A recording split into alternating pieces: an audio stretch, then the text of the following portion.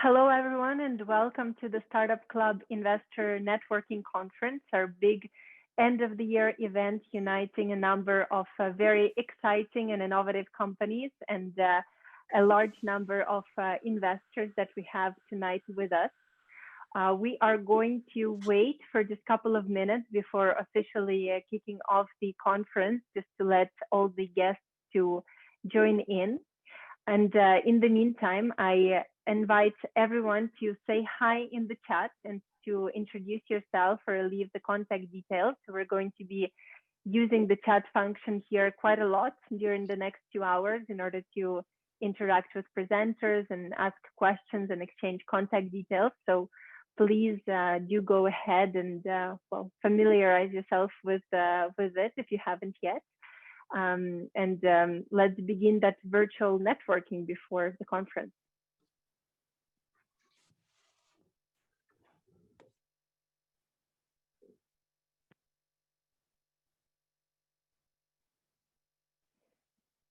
We have a very exciting lineup of companies today. We're going to have 9 presenters and all of them coming from very different industries and backgrounds. So it's going to be hopefully very interesting for all of you to learn a little bit more about them and to, of course, be able to meet them and contact them in the future. So listen attentively and also save the contact details so that you can find everyone afterwards.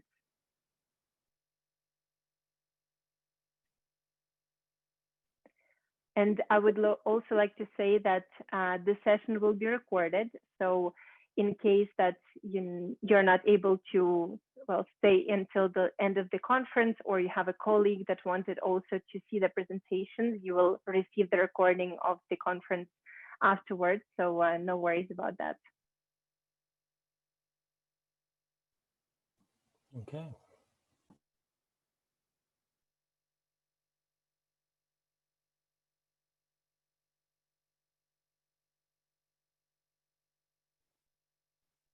So we're having still people joining in, and I think a couple more minutes before we can kick it off.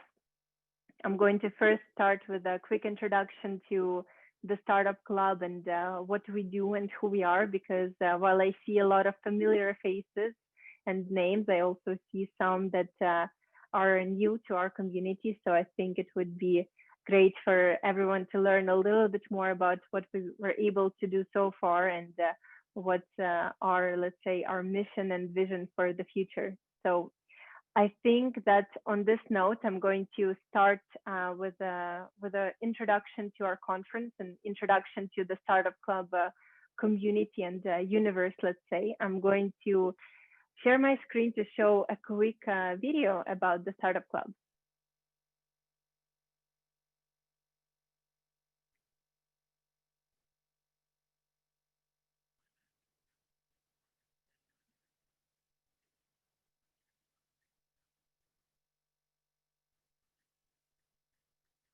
Because the two tenants that are in place now through 2029 and 2028 just signed those leases in the last 12 months. So those spaces are basically brand new as it is. So it basically takes a 20-year-old building and brings it back to the forefront of the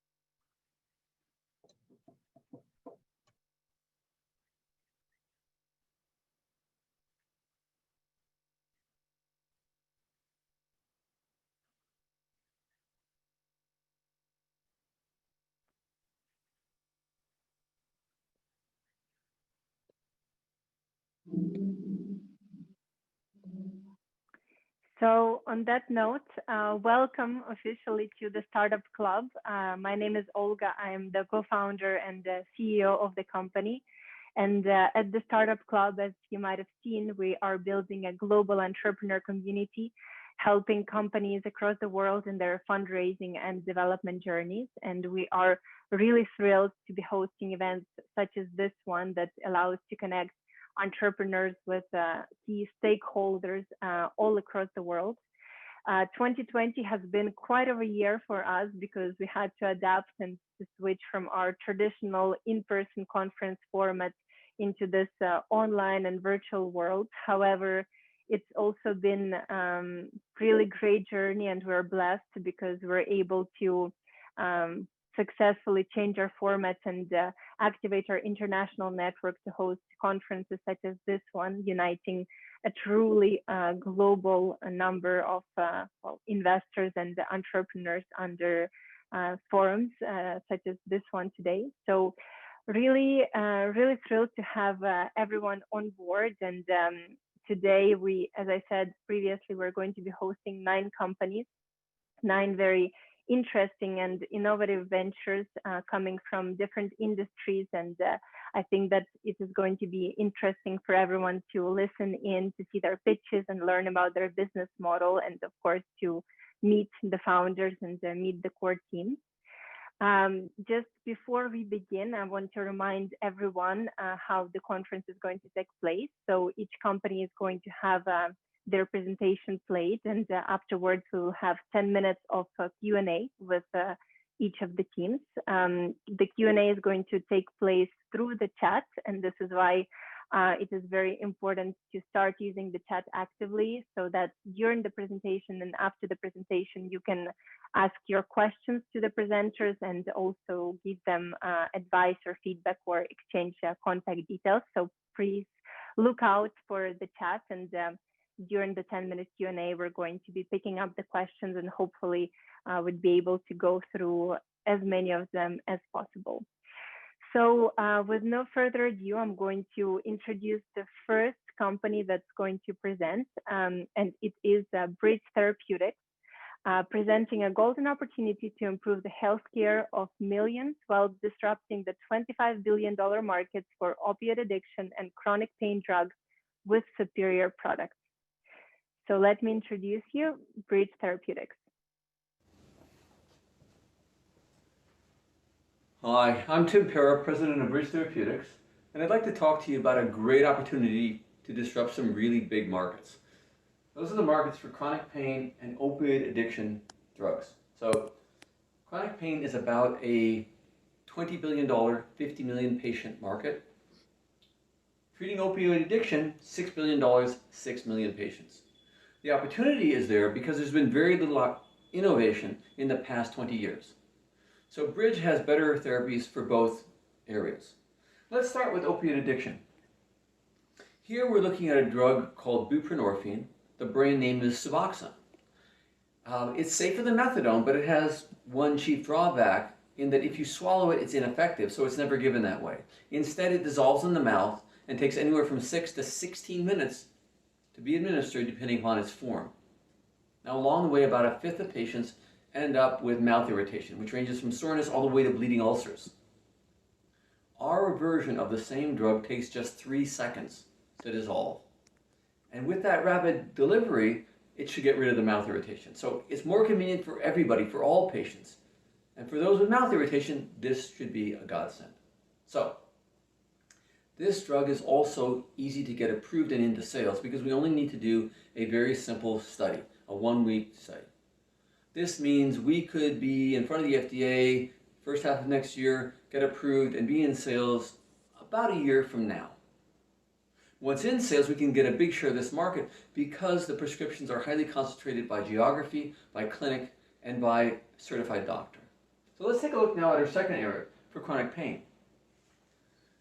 Here we point out that all the variety in pain relief is on the weak end, whereas all of the really strong therapies are opioids, every single one of them. And these carry with them risks like constipation, mental depression, addiction, overdose, and death. 130 Americans die every single day of opioid overdose. and it's completely unnecessary. Bridge has a stronger pain reliever than even the strongest opioid without that overdose risk. Again, we're going to use buprenorphine, but a more frequent dosing. So for addiction, it's once a day. For pain, it's 3 times a day. It's also relatively quick and easy to get this approved. We have a second pain reliever, which combines buprenorphine with an anti-inflammatory drug called meloxicam. And this treats 2 different pathways of pain, so it's stronger still, it's better still. This is a little bit longer trial, but again, for pharma, it's pretty easy and inexpensive to get approved. So Bridge now is raising $5 million to apply to the FDA for approval of our first drug for addiction. With that, we'll raise another $7 to $10 million for manufacturing and marketing. Unless, of course, we do a licensing deal, in which case we'll shift a lot of that cost to a partner. And actually, we are in discussion with a couple of companies about that. So what is Bridge worth? Let me give you some benchmarks about what we're worth. First, I point out a company called Therapeutics. Heron is also working with generic ingredients, improving on their delivery or their usage. Heron is worth $1.5 billion. An even better analog is a company called Biohaven. Biohaven is using the exact same rapid dissolve technology that we are. It's called Zydus. It's from a company called Catalent, under license. Biohaven is worth $5 billion. So why Bridge and not somebody else? That comes down to our team, and in particular, our Chief Science Officer.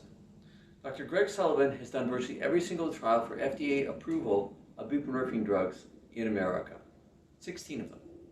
He's also been treating addiction and pain for over 30 years.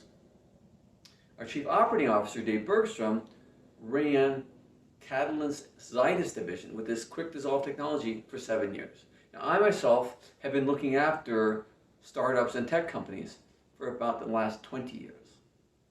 We have 3 scientific advisors, very distinguished. In particular, Bob Rappaport ran the FDA's division for pain and addiction drugs, while Dr. Joe Pergolesi has helped commercialize $15 billion in pharmaceutical assets. So, why Bridge? 5 reasons. Number 1, billion-dollar upside. Number 2, an important problem, the opioid crisis. Number 3, an easy, fast way to get approved.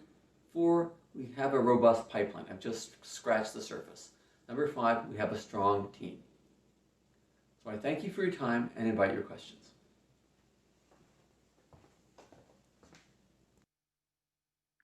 Well, thanks, Tim, for a great presentation and congratulations. I think that now we can open the floor to Q&A, and please feel free to go in the chat and ask your questions to Tim and to Bridge Pharmaceuticals team. So Tim, maybe you can turn on your camera and your microphone and say hi to everyone. Hello. Thanks for listening. I hope this is of interest. I think we've got some great solutions out there. Well, great to have you with us. So I think while we're waiting for questions from the audience, maybe I can get the ball rolling, and maybe you can tell us a little bit more about the funding you're seeking and what will it be used for.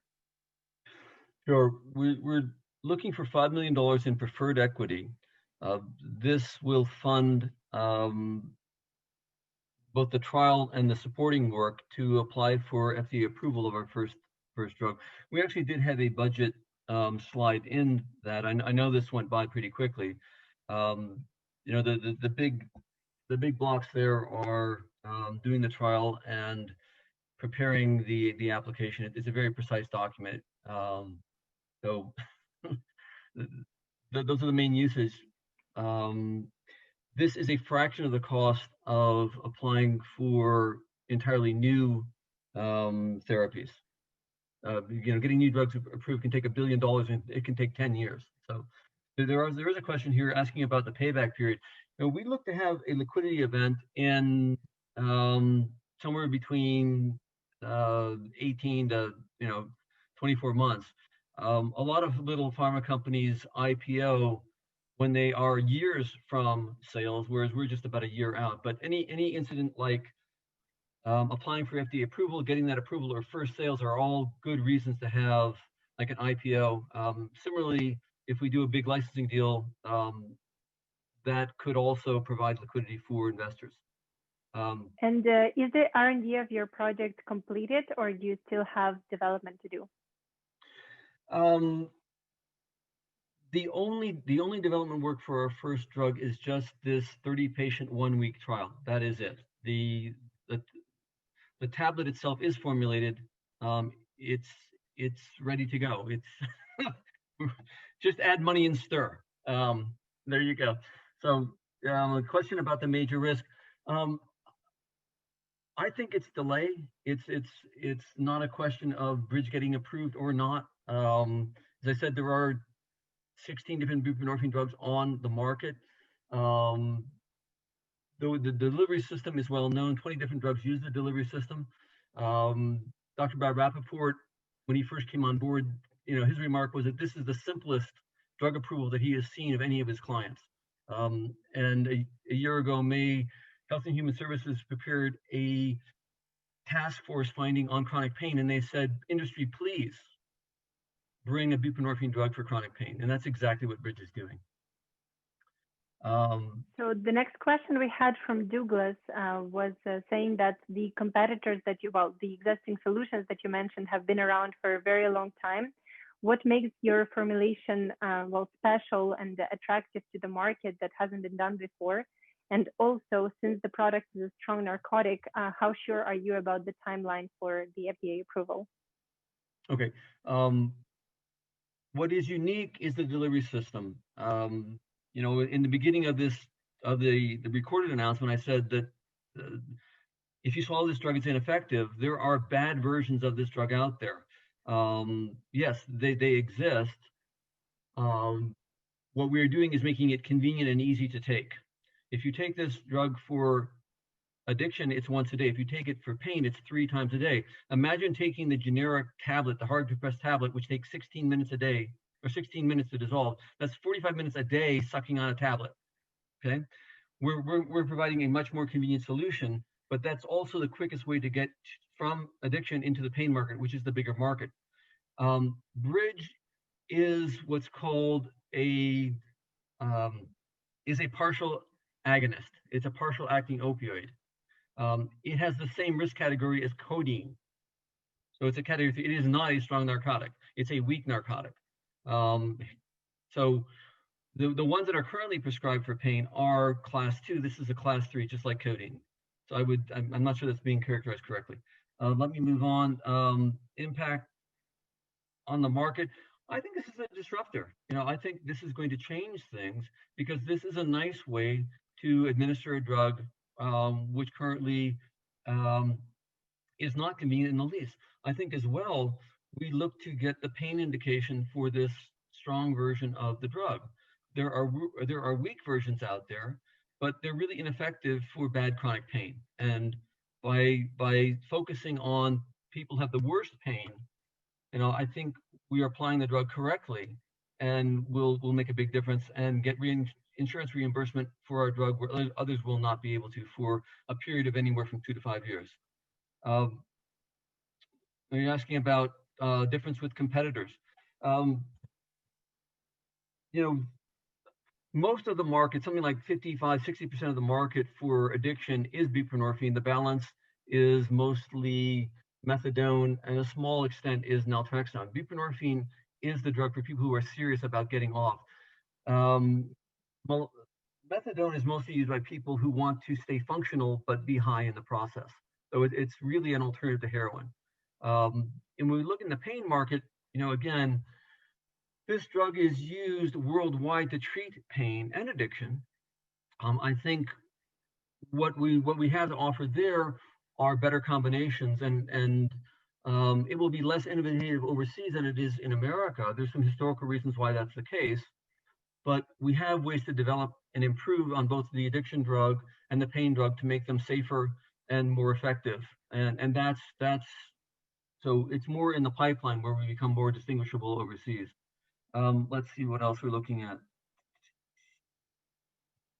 The next question is how you protect your innovation, and does it correspond to their legislation? Okay, sure.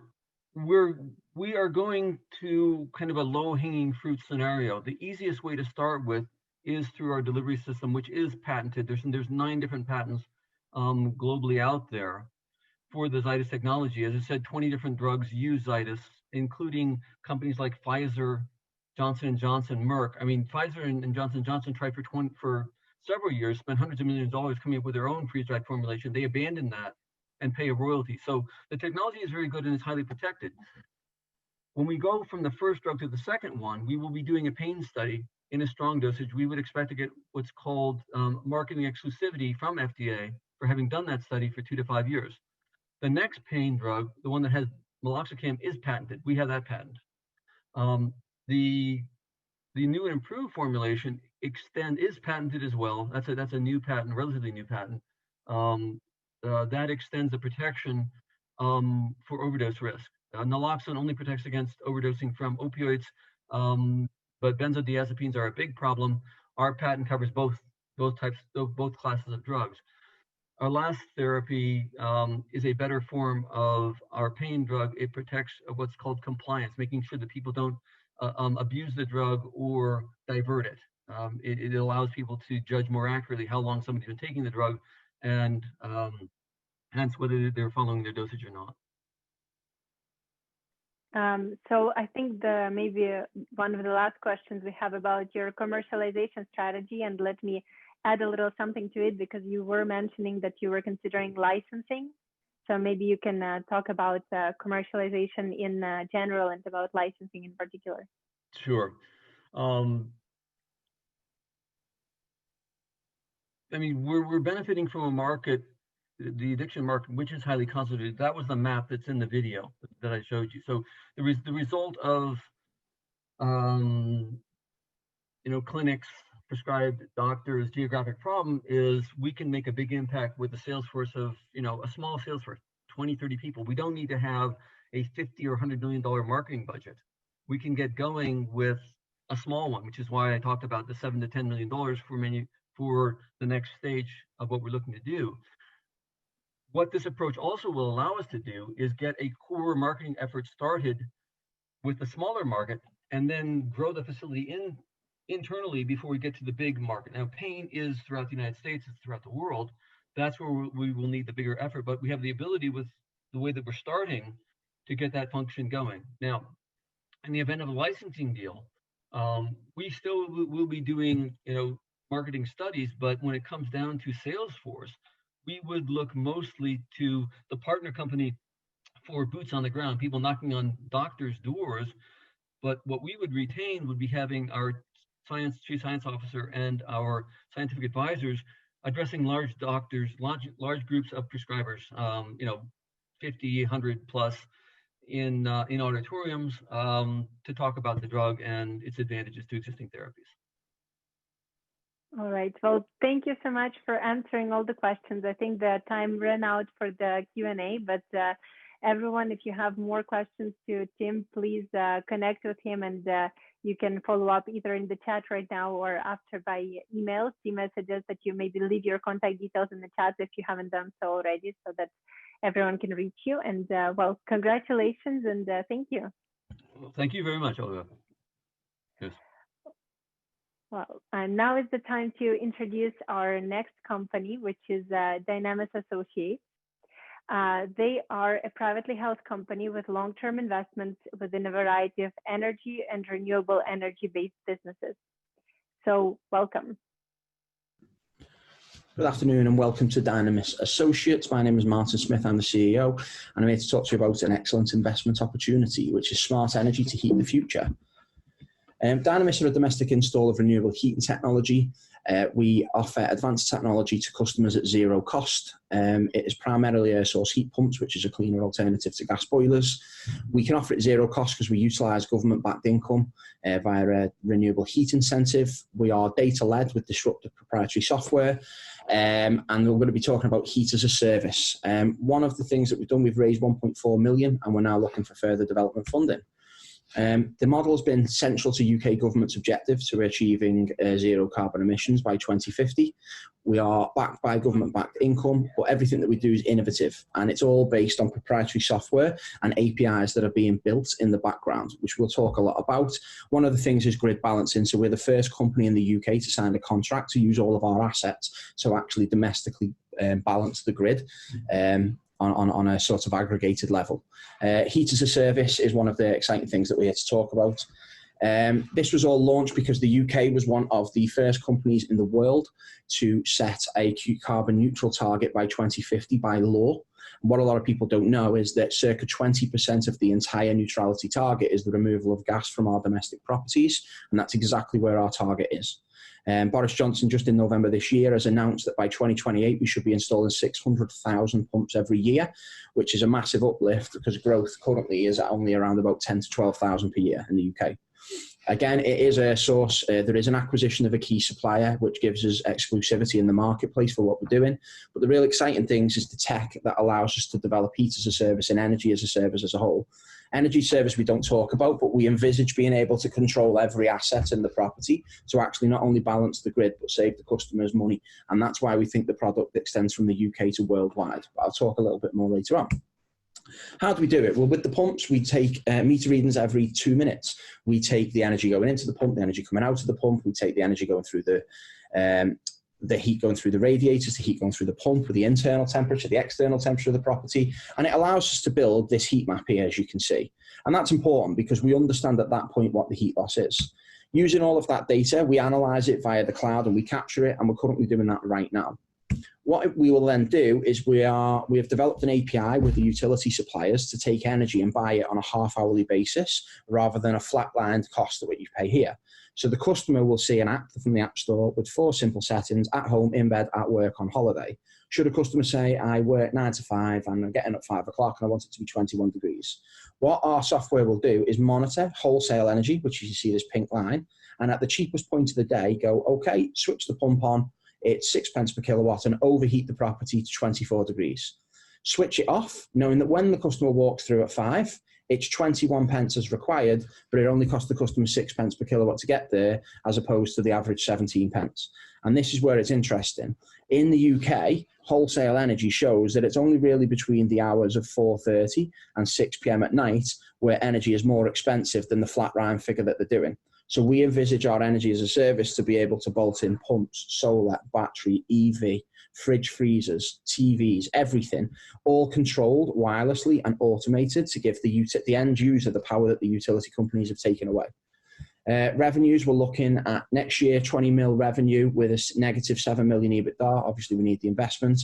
All of the revenues for the pumps that we do start to really compound up. By year 3, which is 2023, we're showing a positive 4.1 mil EBITDA with 48 mil rev. And then with 2025 is 9 mil EBITDA and 60. The interesting bit is the difference of the 51 million is pure infrastructure cost of the installation of further pumps. And this is where they start to really compound and the numbers get bigger and bigger and bigger and bigger. It's just a breakdown of the revenue, which we can go in more detail should anyone require. We have got an experienced team that have done this before. We've set up businesses, we've exited them at high growth. There is history, there is a CV. Happy to talk more if anyone is interested about that experience. Investment required 9.5 million. It is Series A. It's green technology and renewables. We've already raised 1.4. It's negotiable on what the equity available is needed. We'll show an EBITDA of 4.1 in year 3 and 9 million in year 5. Interestingly, like I said, if we were to start that 9 million, it'd be a 60 million figure. And that's before we look at any further expansion. Breakdown of revenue, 4.5 is to a company acquisition, which gives us exclusivity in the market because they have the only Ofgem approved heat meter in the UK, which is why we're looking at the acquisition. 2 million on tech investments and 3 mil into working capital. Thank you for your time. Any questions? Well, great presentation by Martin, and I would like to invite the Dynamis Associates team to turn on their cameras and the microphones and say hi to everyone before we do Q&A. Hi, can you hear me?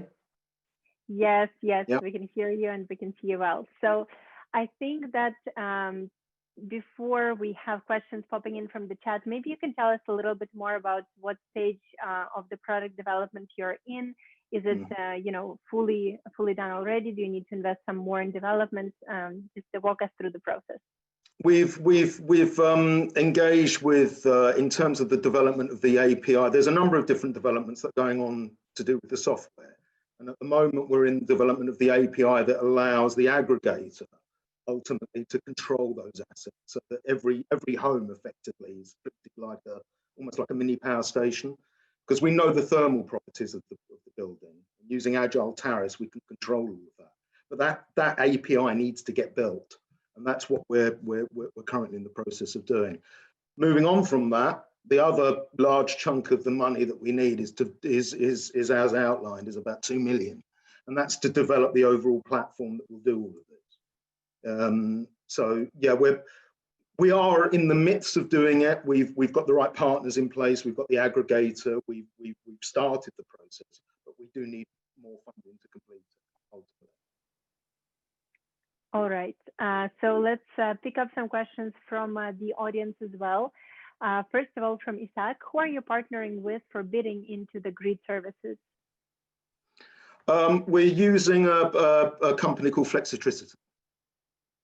They're our aggregator. And I think maybe a similar question, well, a follow-up question from it, because of the dependency of hardware and for that matter with local partners, how hard do you think it will be to go into another country? We're not, but to be honest, we're not looking at going over. We think we've got a unicorn in the UK. I mean, it's that big a market. It doesn't sound particularly sexy when you talk about domestic heating, but it's huge. And as Martin pointed out very briefly in that, the market so far, half the problem is actually training the relevant, scaling the relevant staff to do this, because it's not been done before, and we're trying to replace everybody's heating in quite a short period of time. So in terms of looking overseas, we envisaged that platform could be used to aggregate other assets, could be bolted into it, but it's not core to what we're looking at the moment, but it is an option, yeah. And have you already been in talks with some of those energy providers? What has been their feedback so far? Do you already have some kind of, premature yes to sign your platform on? We've got, what we're finding at the moment is we're picking up a lot of housing associations that want us to install not just the pump, but also they're looking at building. We've got one at the moment. We've got an MOU in place where we start installations in January, which is in fact where we're going to increase what our target was, is actually being increased because of it. But we've just signed up with one for 600 homes, and we've got another one that we're about to sign up for 7,000 over the next 3 years. So yeah, it's in terms of where we are, the sales and marketing is moving forward. All right. So the next question from Abdul: would you plan to use IoT for metering at homes? Sorry, IoT? Oh, Internet of Things. Yeah. All right, for metering. Yes, I'm not overly technical, so forgive me, but yes, that is something. We're looking at all sorts of different protocols and stuff. And in fact, we're getting it all costed out, the complete thing. We know we've got a pretty good ballpark figure of how much the whole thing's going to cost to build. And that's in the model, but we're actually physically, we're getting that all costed out properly at the moment. And yeah, the Internet of Things will be part of that, yeah. Mm-hmm. And do you have already your exit strategy planned? Because, well, you're saying that you envision to be the Britain's next unicorn. So what's next? Firstly, let me just say that we've already raised half the money that we were looking for. So we've got 9.5. We've got 5 that have been, only recently we've had discussions in the last few days where they've come forward and said they would come in as a cornerstone investor. That's another family office. So in terms of exit strategy, I think we'll have offers to buy us out, honestly. I think very quickly. I think it could be an IPO. I think we could go that far with it. It's a huge it is a huge undertaking what we're taking on, and I know it's a lot of money, and I get that, but it needs to be done. The hockey stick is clear in terms of the domestic heating sector in the UK. That's where it's going, and we need to be front and centre of that. And I mean, just in terms of the market, do you see any competition emerging? Absolutely, yeah. The Octopus themselves are talking to Tesla about their Powerwall batteries, so they're looking at getting the variable tariffs in line with the battery usage in the domestic property. We're taking a more holistic view. We're taking the biggest usage and the biggest growth market that we see outside of perhaps EVs, which is another very big domestic area where people are looking at electrification, is obviously vehicles, is in domestic heating. So that's a very, very big part of it, and accounts for a large chunk of the carbon emissions that we have to deal with. So getting people off oil and gas is the main thing, but you're talking millions of homes.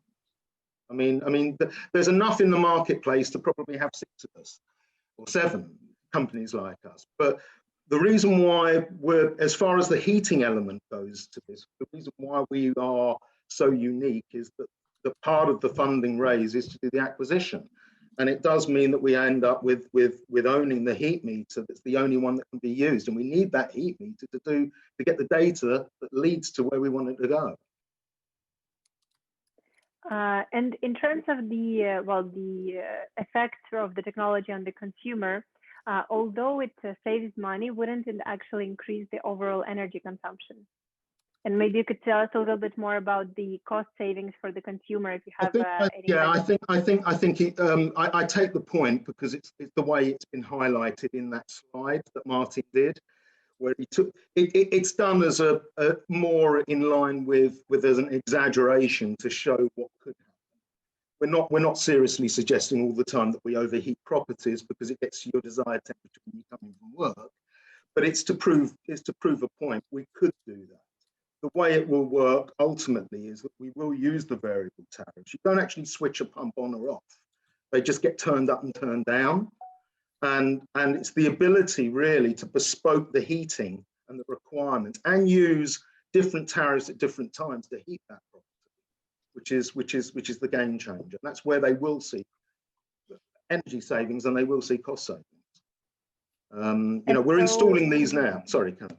Sorry, Olga. No. I mean, I wanted to, maybe you could tell us a little bit more about the experience of the customer. So would they have to install that application or, log in on the platform? Will it come automatically with the energy providers that they already have, or how will it work exactly when you transition? To start with, we would recommend using agile tariff providers like Octopus, but more of those are coming on stream that are allowing heat pump usage on their networks and are providing a tariff and a series of tariffs that actually fit the purpose. Because at the moment, there aren't too many, but Good Energy are bringing one in, we believe, at Christmas. Octopus have got theirs, and there's 2 or 3 others that I understand that are coming in the new year. So there will be quite a few others that will be providing these type of agile tariffs that will allow this. But again, it is relatively new. So we're having to create all of this as we move forward. Okay, well, Leigh, thank you so much for answering all the questions and giving us the insights. I think we're running out of time for the Q&A, but thanks for being with us. And no, pleasure. Thank you so much for having me. Thank you. Yes, and I do encourage you to share your contact details with everyone in the chat so they can reach out either during or after the presentation. Will do. Thank you. Thank you, everybody. Well, thank you so much. Now is the time for our third company and our third presenter, which is Safety Management Systems. It is a leading provider of environmental health, safety, and compliance integrated risk management technology. So with no further ado, welcome Safety Management Systems. Hello, I'm Christian Ducker, the founder and CEO of Safety Management Systems and our brand SMS 360. a subscription-based software platform comprising modules covering health, safety, and regulatory compliance for all types and size of business. Effectively, a safety net for business. Over the course of our careers, the SMS team members, each with feet-on-the-ground experience in various aspects of health and safety, came together with one common goal: to make it easier and more cost-effective to save people's lives. Safety is invisible until something goes wrong, and then it is very visible and very expensive, costing US companies alone in excess of $170 billion a year. It can also ruin their reputation because you can't put a price on a person's life, and over 5,500 Americans lose their lives every year at work. Regulations do not discriminate. Whether you have 50 or 50,000 employees, you are governed by the same regulations. And the solution is SMS 360. The majority of competitive systems on the market are expensive. So expensive that 78% of all US companies do not have an electronic safety and compliance system. So it's not surprising that 76% of fines land on the SMEs. Our dream is now a reality. We built a system that is modular, mobile, affordable, and multilingual to support the multicultural makeup of the at-risk workforce.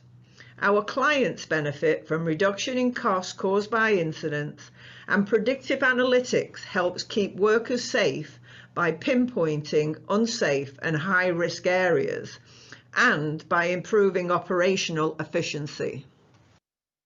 Every business has competition, and safety and compliance software is no exception. Early legacy platforms are expensive to replace and higher priced overall, and it's difficult for those software vendors to pivot to compete in the SME market. However, the biggest competitor is paper. In today's digital age, we are still clinging to the security blanket of paper, but that is changing as regulators introduce electronic reporting, including fines for untimely submission. SMS 360 is built with new technology to be scalable as a vertical market to give efficiency to our smaller clients and enterprise systems for the larger ones. Our clients range from 50 to 5,000 employees and include waste, trucking and construction, a port terminal group operating in 9 countries and 7 languages, and a global tire manufacturer. January 2016, we were a team of 3, no clients, no system, just a dream. December 2016, we had 2 clients and generated $250,000 in revenue. 2017 was spent stabilizing the system, validating our business model, and adding a couple of clients. In 2018 and 2019, we doubled revenue and clients, and that was our goal for 2020. And COVID visited. Our clients put on the brakes, all trade shows cancelled, so we took advantage of the time, increased mobile capability, and planned our next level of growth, and that led us here, in spite of COVID. We will finish the year with a 20% increase in revenue and carry a healthy recurring subscription base of $1 million into 2021. And the future looks even brighter. Based on our market analysis, our total potential market in the US represents approximately 31 million businesses. Of those 31 million, 807,000 represent businesses with 50 plus employees, our focus market. Conservatively, if we were to penetrate 0.1% of those 807,000 businesses, we estimate revenues would equal 1.6 million monthly or close to 20 million annually. We have taken a cautious approach to our projections for the next 3 years. We have done this because we recognize that we will not achieve 100% share on day one. The team shares in my confidence that we can accomplish these projections and growth. Thank you for listening. I would be happy to answer any of your questions.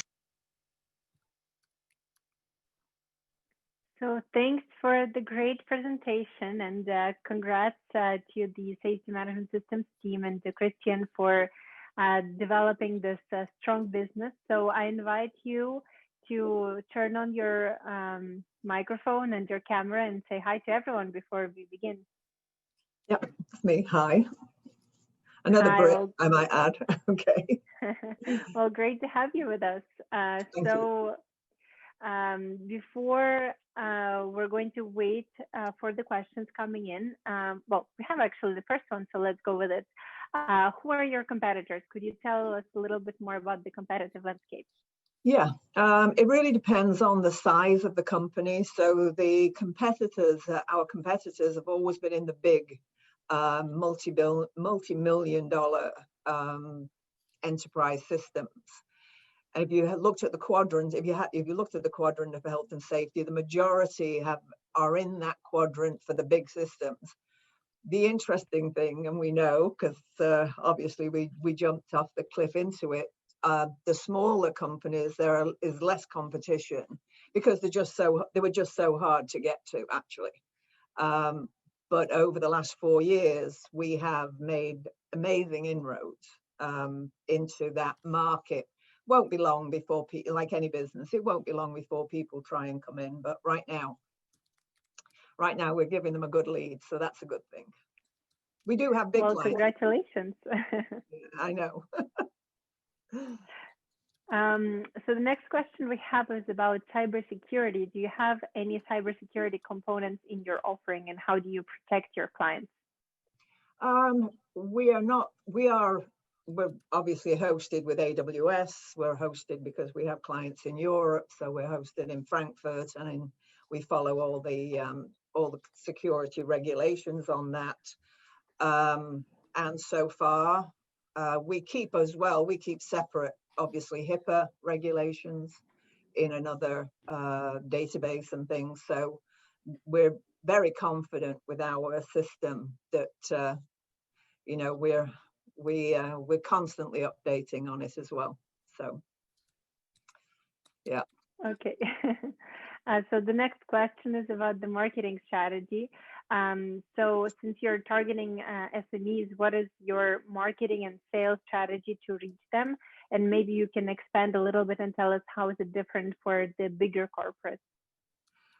We decided to go a vertical market approach for the smaller businesses, because irrespective of regulations, like we say, it's the same across. The difference is terminology. All right, so you're going to use a terminology for trucking is a little bit different than for construction, very different. So, but using the same code, it's that kind of flexibility that you do. So we have gone on the marketing side to focus on verticals. Our first vertical was the management of waste. Now that again gives you the smaller clients, and we've got some really big waste clients as well. The bigger clients is interesting that we have come in through at the moment, because that's one of the reasons we're looking for investment, is to expand our marketing out. We're still a small company in a way as far as people, but the bigger companies, like we have a big port terminal company out of Belgium that is the one that's driven our languages. We have a very big, you would all know it, we can't, it's typical, don't say our name if you're going to promote it, tire manufacturer, as well as a massive logistics company. But they are a place we want to go. But the big part is this, because it's a subscription. So the small companies right now are coming a lot quicker than the bigger companies take longer to close. But we're getting there. We've got that. I guess the question related to this one, what are your distribution channels, and are you providing a scalable solution? Oh yeah, the scalable solution, definitely. Like we said, it's everywhere from less, we chose 50, but we've got smaller clients than that. And so that is, and then we have the same system in waste, so it's the same platform, but more of it, is we have 5,000 employees. So it's very scalable at that level. We distribute the channels we go through. A lot of the what we say, definitely the one great thing about America is you've got an association for everything, right? So we go through those associations, and we have a great team on that level as well. We're looking at also partnerships. We're in the, what we have is a system that is central to health and safety. And you then get other systems that our clients use. So example, trucking, they have cameras, they have ELDs, they have a lot of other disparate systems.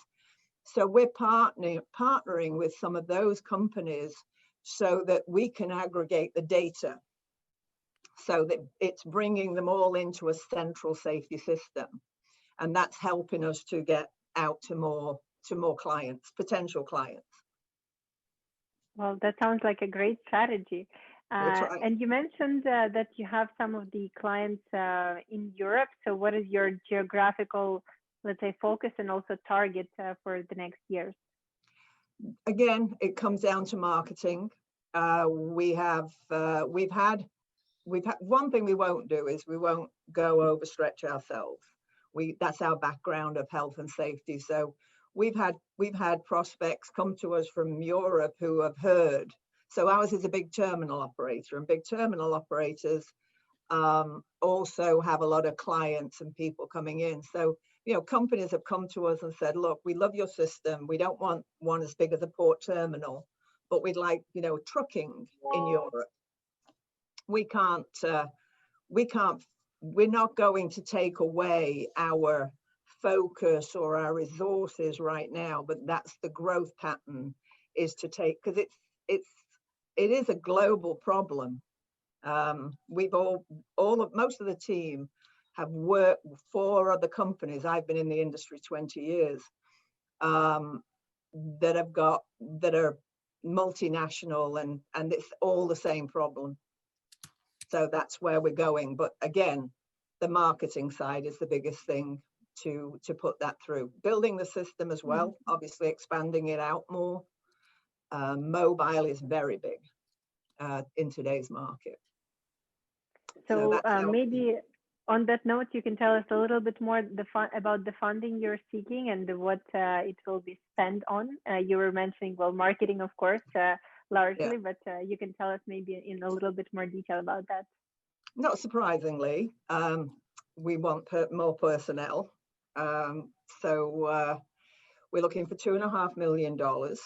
Approximately 1.5 will actually go into expanding the system out. And then 700,000 we're looking at personnel, and then 300,000 in marketing is where it will go. Okay, got it. And in terms of your maybe next marketing efforts, because you did speak about it a lot, so maybe you can tell us a little bit more about what's your among your existing strategies, what are the next ones? Yeah. The biggest problem in safety is people. Okay, so that is the biggest problem. So what we're doing is we're building mobile. One of the things we have is great customer support. And we also have realized that the smaller guys need their hands holding a little bit more, which you can do technology-wise. So our next big push, which it started already, is we're developing apps that actually are for the field workers, supervisors, whoever, to put in safety. There's things like observations, you know, there's safety observations or truck observations or inspections. And so that way we will push it out more to the field, bringing in that data along with aggregating some of the data of our partners. You can then predict what are the most at risk jobs, right? So people, if someone is in a camera, in the new technology, is heavy-footed, as you would say, on the brake, then you can start to do the analytics of his training or her training, and all of those aspects coming in. So that is our big push for 2021. Yeah, hopefully. Well, and I wish you all the luck with that, and hopefully you can get closer to it following this conference. So thank you so much for answering all the questions, and congratulations on your presentation. Thanks, Olga. So I think it's time to introduce our next presenter, which is Family Communities, a disrupting real estate development by having landholders and contractors as shareholders. Hi, I'm Hartwell Brown, CEO of Family Communities. We are a real estate developer. We build communities of duplexes for families. We would like to build 500 duplexes for 1,000 units in 5 years and IPO as a REIT. As a real estate developer for families, we want to build where there is demand.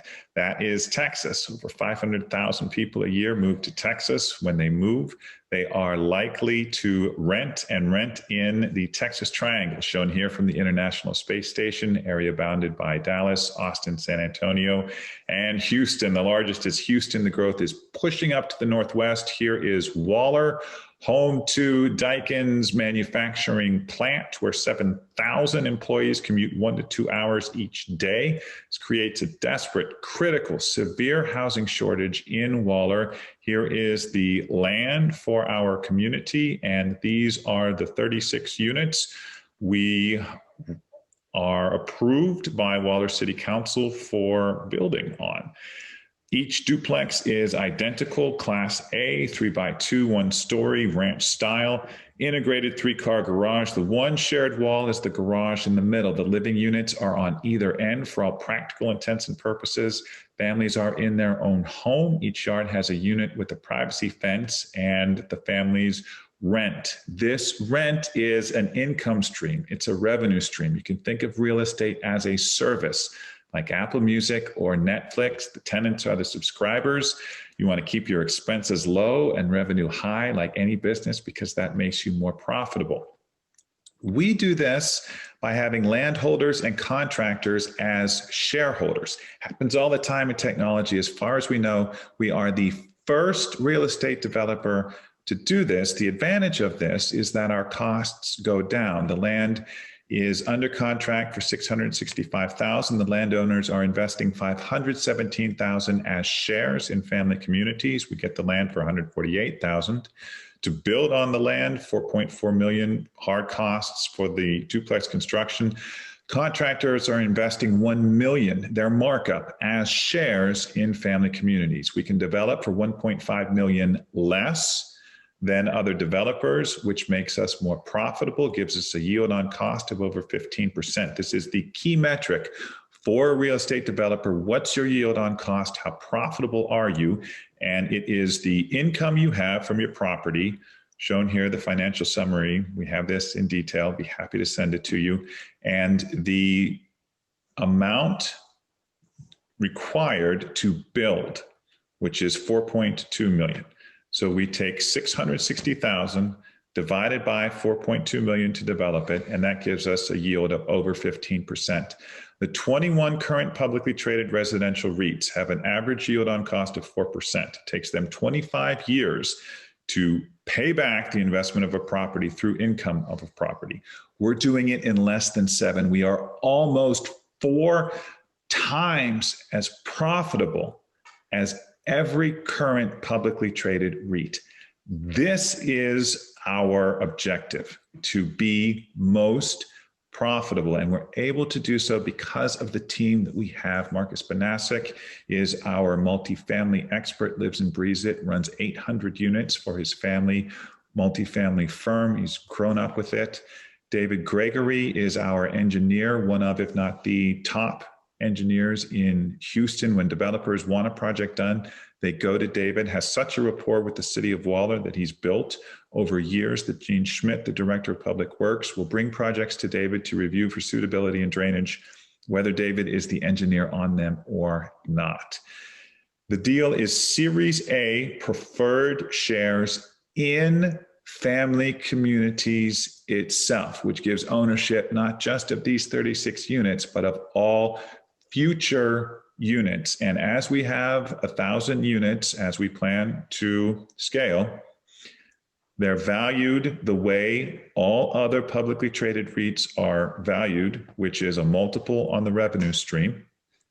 We anticipate the share price at IPO being $6. So you're going from 64 cents a share to $6. The average publicly traded residential REIT share price is $61. We expect to reach that. If you're coming in on the ground floor of any publicly traded residential REIT, you're doing well. Imagine coming in on one that's almost 4 times as profitable as all the others.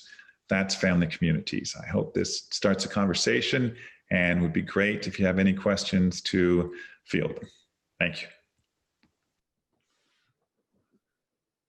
Hartwell, thank you for a great presentation, and great to have you with us again. Welcome to our investor conference. So you had a really great and very, I think, in detail presentation. So we're going to wait for questions from the audience. In the meantime, maybe you can tell us a little bit more about where you're at the stage of negotiating with the contractors and the landowners. Is that already confirmed, or is there anything else that needs to be done? Yes, ma'am. Thank you. Wonderful to be here. For the land, it is under contract. That is set. We're scheduled to close on it December 31st, the end of this month. And the land, as mentioned in the presentation, is valued at $665,000. That's the amount for the contract. The landowners are receiving $148,000 in cash and $517,000 as shares in Family Communities. The contractors have agreed. We're expecting first shovel around March to build at the true actual costs and have their markup in shares. When contractors build, there's typically a markup of 40 to 50%. I have a couple patents on software used by contractors. We see this actual data. And these markups are being charged and paid by every single real estate developer. And the contractors know that the developers are making money on their work and would like to be able to share in that. And with us, for the first time, they can. We see the best contractors because they're on our software. They're strongest. They're able to have their markup in shares for this project because they have other projects where their markup is in cash. And this allows us to build at a lower price and be more profitable than fellow real estate developers. So by having landholders and contractors as shareholders, our costs go down, we rent at market rates, we're more profitable. So maybe you can tell us a little bit more about the location. We have a question here coming from the audience. What's the average distance to any of the 3 major cities in the triangle? And maybe you can tell us also, in addition, why you, well, once again, why you chose that area, and if you're, for your further projects, you plan to expand in this area as well or go somewhere else? Sure, I know this well. Have made the drive from Houston to Austin. It's typically around 2 hours. If driving from Houston to Dallas, then you're looking at about 4.5. If you're flying, it's a 20-minute flight in the air. But by the time you get to the airport and get to Dallas, it's about 3 hours. And it's about a 3-hour drive from Houston to San Antonio. And what's happening is that the growth in all of them is pushing towards the others. So Dallas is extending down to Houston. Houston is extending over to Austin. Austin is extending up to Dallas. Austin and Houston are getting, San Antonio are getting closer. So I would anticipate in the next 30, 40, 50 years, it'll all kind of be one big metroplex, maybe 50 million people there functioning almost as if it's a single city. And the land site itself, And the land site itself, how close it is to the city? Sure. Waller, the exact precise land is 30 minutes from the Galleria in downtown Houston. So if that's okay, well, if anyone's very familiar quite with well Houston, located. Yeah. And in the future, you know, you're mentioning that you are planning to acquire further properties. Would that be in the same area? Yes, ma'am. There are 5 school districts in all of Houston, over 6 million people, which are A-rated by the Texas Education Agency. There's Katy, Tomball, Friendswood, Montgomery, and Waller. We're building first in Waller. There's just a desperate, critical demand there for it. 2 of those other school systems are Katy and Tomball, and we anticipate building there as well. Talked with local landholders, and they are all for putting in land as shares, and they're looking forward to seeing our first community in Waller. Actually, once it's built and once it's done, you were talking about the rent and how it's kind of a real estate as a service. Are you going to be the one managing the properties and actually putting them to the market? And if so, could you tell us a little bit more about that? Sure.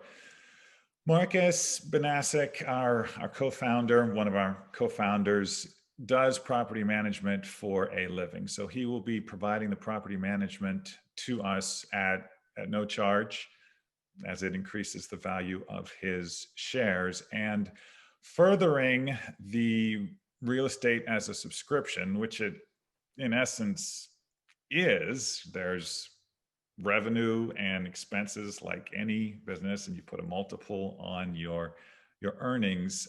An advantage of the patented software that we'll be using for property management is that it respects the privacy of the tenants and offers them products and services to purchase that match right where they are at that particular time. This enables us to receive a percentage of purchases that tenants make over and above rent. For instance, if they're going on vacation and they need a pet hotel, then we receive 25% of the booking for the pet hotel. So this enables us to further expand our revenue stream, further increase our net operating income. We're anticipating a net operating income of 70%. The average multifamily property in Houston, or the country for that matter, has a net operating income of 50%. So by being most profitable, we can command a higher multiple on our earnings, a higher valuation, and increase the value of our shares. So another question that we have is about, well, the future plans. How will your company transition into a REIT? Yes, there are 2 rules that we have to follow to be a REIT. One is we need 100 shareholders, and the second is that no 5 shareholders can own 50% or more of the company. So we've specifically structured the capital stack to divide the ownership so there aren't concentrations, because that would trigger the 550 rule.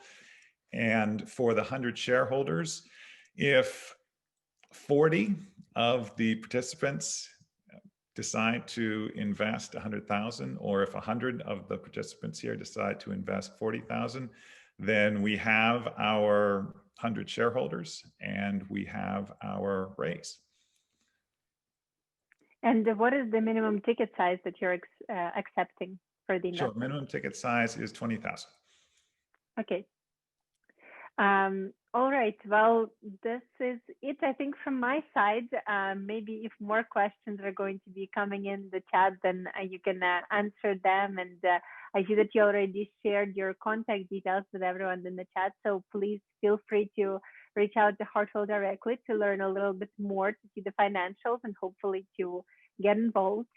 So thank you so much, Hartwell, and congratulations. Thank you, ma'am. Well, it's been a pleasure having you with us, and now I'm going to have to switch to the next presenter, but thank you, Hartwell. Yes, ma'am.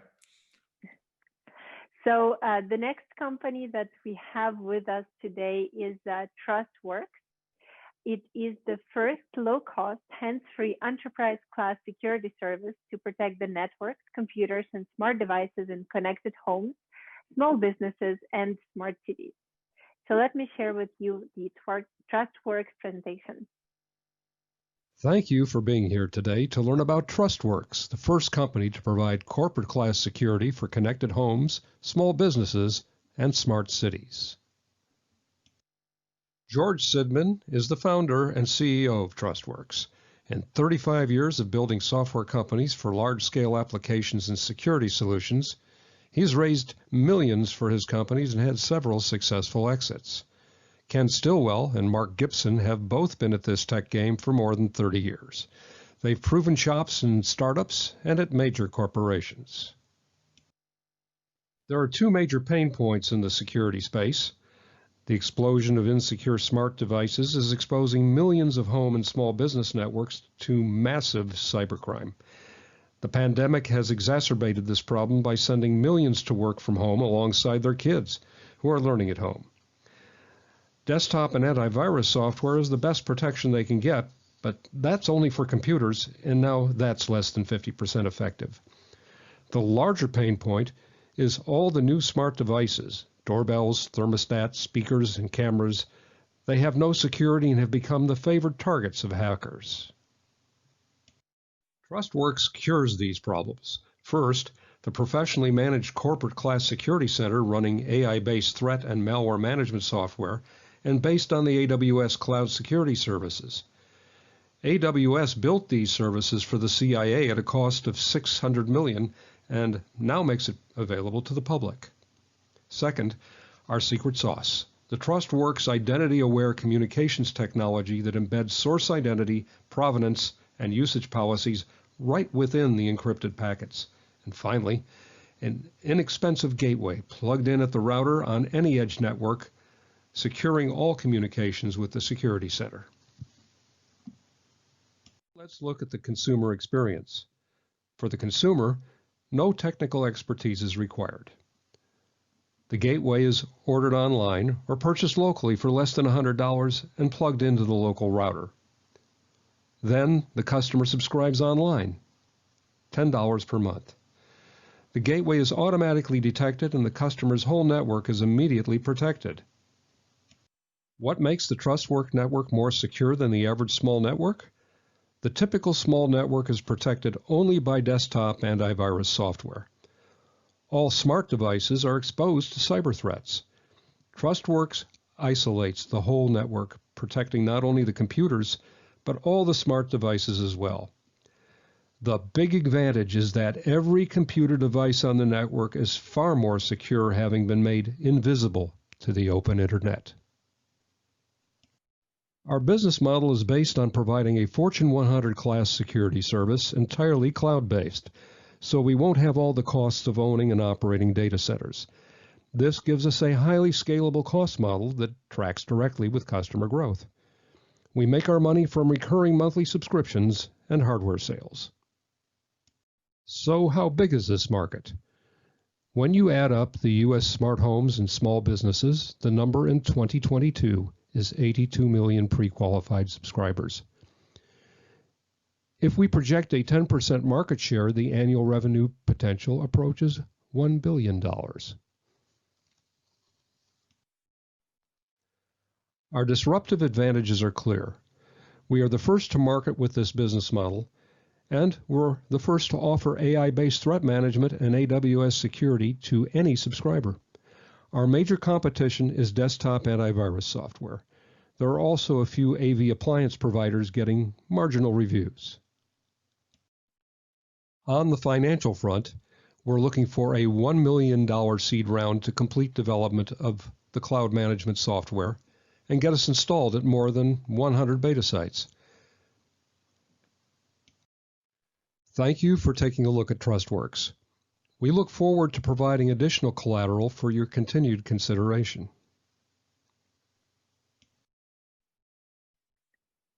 Well, George, thank you for a great presentation and congratulations. Maybe you can turn on your camera and microphone and say hello to everyone. Hello there, I'm George Sidman. With me is Mark Gibson, and we'll be happy to take any questions you have. Well, great to have you with us, and what a great chart you have behind you. You're well prepared for the presentation. So I think that we can jump right into the Q&A. First question, does your system add any delay or speed reductions to device performance? None whatsoever. There's an old myth in this industry that encryption slows things down, but that went away more than 15 years ago. And the evidence to that is that you can't tell any difference between the performance of an HTTP website and the performance of an HTTPS website, although there's 3 times the overhead in the secure website. And the way we've structured this is that the gateway device is not doing any of the antivirus or threat management. It's all happening at the central services. The only thing the gateway handles is the protocols on the internet traffic. Okay, got it. Next question from Abdul. What are your strategies for the product development? We've got the base product that we built in a prior company at a cost of over $3.5 million. And that company was in the private email business. And so we've got this moved over today and running on AWS. And part of the $1 million that we're after is to build out all the administrative software and front end stuff so we can go out and get our first 100 beta customers.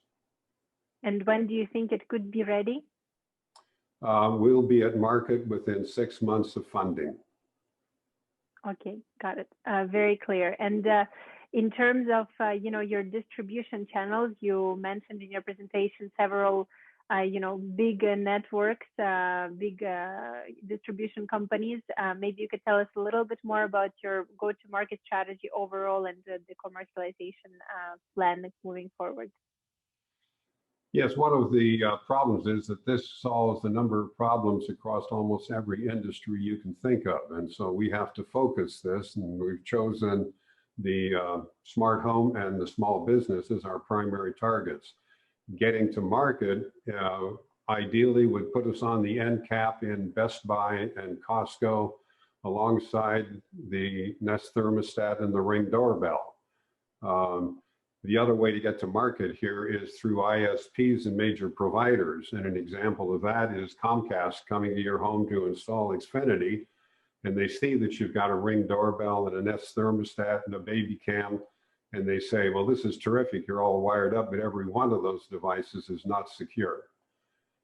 So if we add $10 a month to your subscription, and I go get one of these little boxes out of my truck and put it on your network here, then your whole network becomes invisible to the open internet. So there are many possible distribution channels here, and the challenge will be how we focus our energy to get across the chasm. So I think you did partially answer the question that we just had coming about partnering options. The second part of this question is about outsourcing. Are you considering it as a plan of your strategy moving forward? Are we talking about outsourcing the hardware manufacturing? And if that's the case, yes, we don't intend to go into the hardware manufacturing business.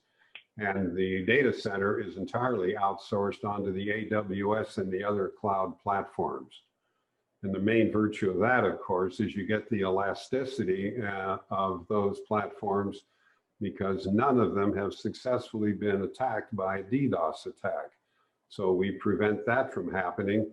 And the other virtue, of course, is that we don't own any of the data centers. So we don't have air conditioning and racks of equipment and generators and all of that. So we're entirely a virtual-based company.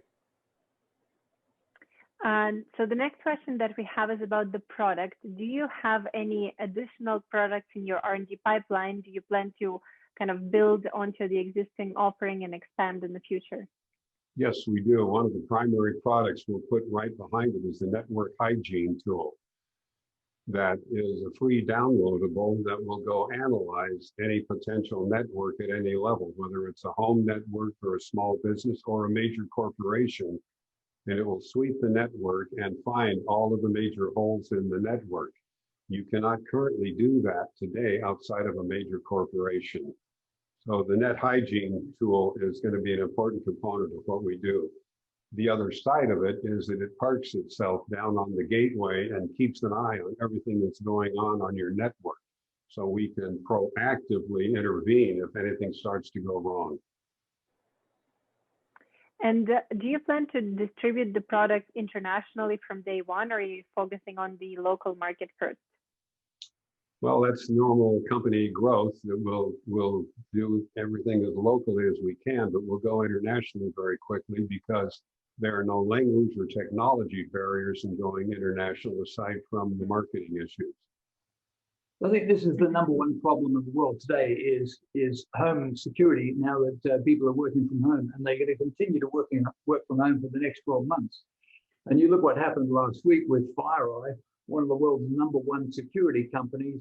They had the crown jewels of their technology stolen by nation state hackers. And the way that happened was that their key employees are working from home. They landed a fish on somebody's laptop. They sat there, waited till they logged in on the VPN, stole the VPN password, got up into the corporate network, and they were there resident with a advanced persistent threat, monitoring and navigating around the organization. Now, the number one company in the world, they didn't go in through the front door. They came in through the home network, and they came in through somebody's laptop. And I might add that if FireEye had been running TrustWrx on their network, that would not have happened. And so could you tell us a little bit more about, well, the differentiation of your project, of your products? How is it different between any other router with good firewall software like Cisco? Okay, George, you want to talk about through this chart here? Oh, time to use the charts. Yep. Yeah, we've got a chart here that shows 100% vulnerable down at this end, and at the other end, you got 100% secure. TrustWrx is up in the corner here, and an example of another company that's doing a pretty good job out there today is Proton Mail. Now, they have mirrored a lot of the technology that we have in TrustWrx. But down at the bottom here, you have firewalls, AV solutions, VPNs. We have new things like the Zero Trust model and the SD-WAN. And then if you've been to the RSA conference in San Francisco, we have what we call the RSA 5000. There are 4,000 companies in this industry, all doing almost exactly the same thing. They're fighting defense. That's not our game. We're one of the first companies to go on the offense and provide a solution that locks down the network so none of this stuff can happen. So we achieve the maximum amount of privacy and we achieve the maximum amount of security with one very simple solution that doesn't require any technical expertise to install and manage. Okay, got it. Well, very clear, ahead of the competition. Could you also tell us about your exit plans and if you already envision a clear exit strategy? Yeah, I think like any startup company, we have grand plans about the exit, but we think that 4 or 5 years out there, if we're successful at what we're doing, there will be any number of companies that will want to come and buy us. The capital structure of the company is such that we could go to an IPO as well, but I would be surprised if that happens. Okay, got it. And another question that we have coming is about your customer base. Are you also targeting B2C and small businesses, or are you focusing largely on big corporates? No, our opening salvo here is the small businesses.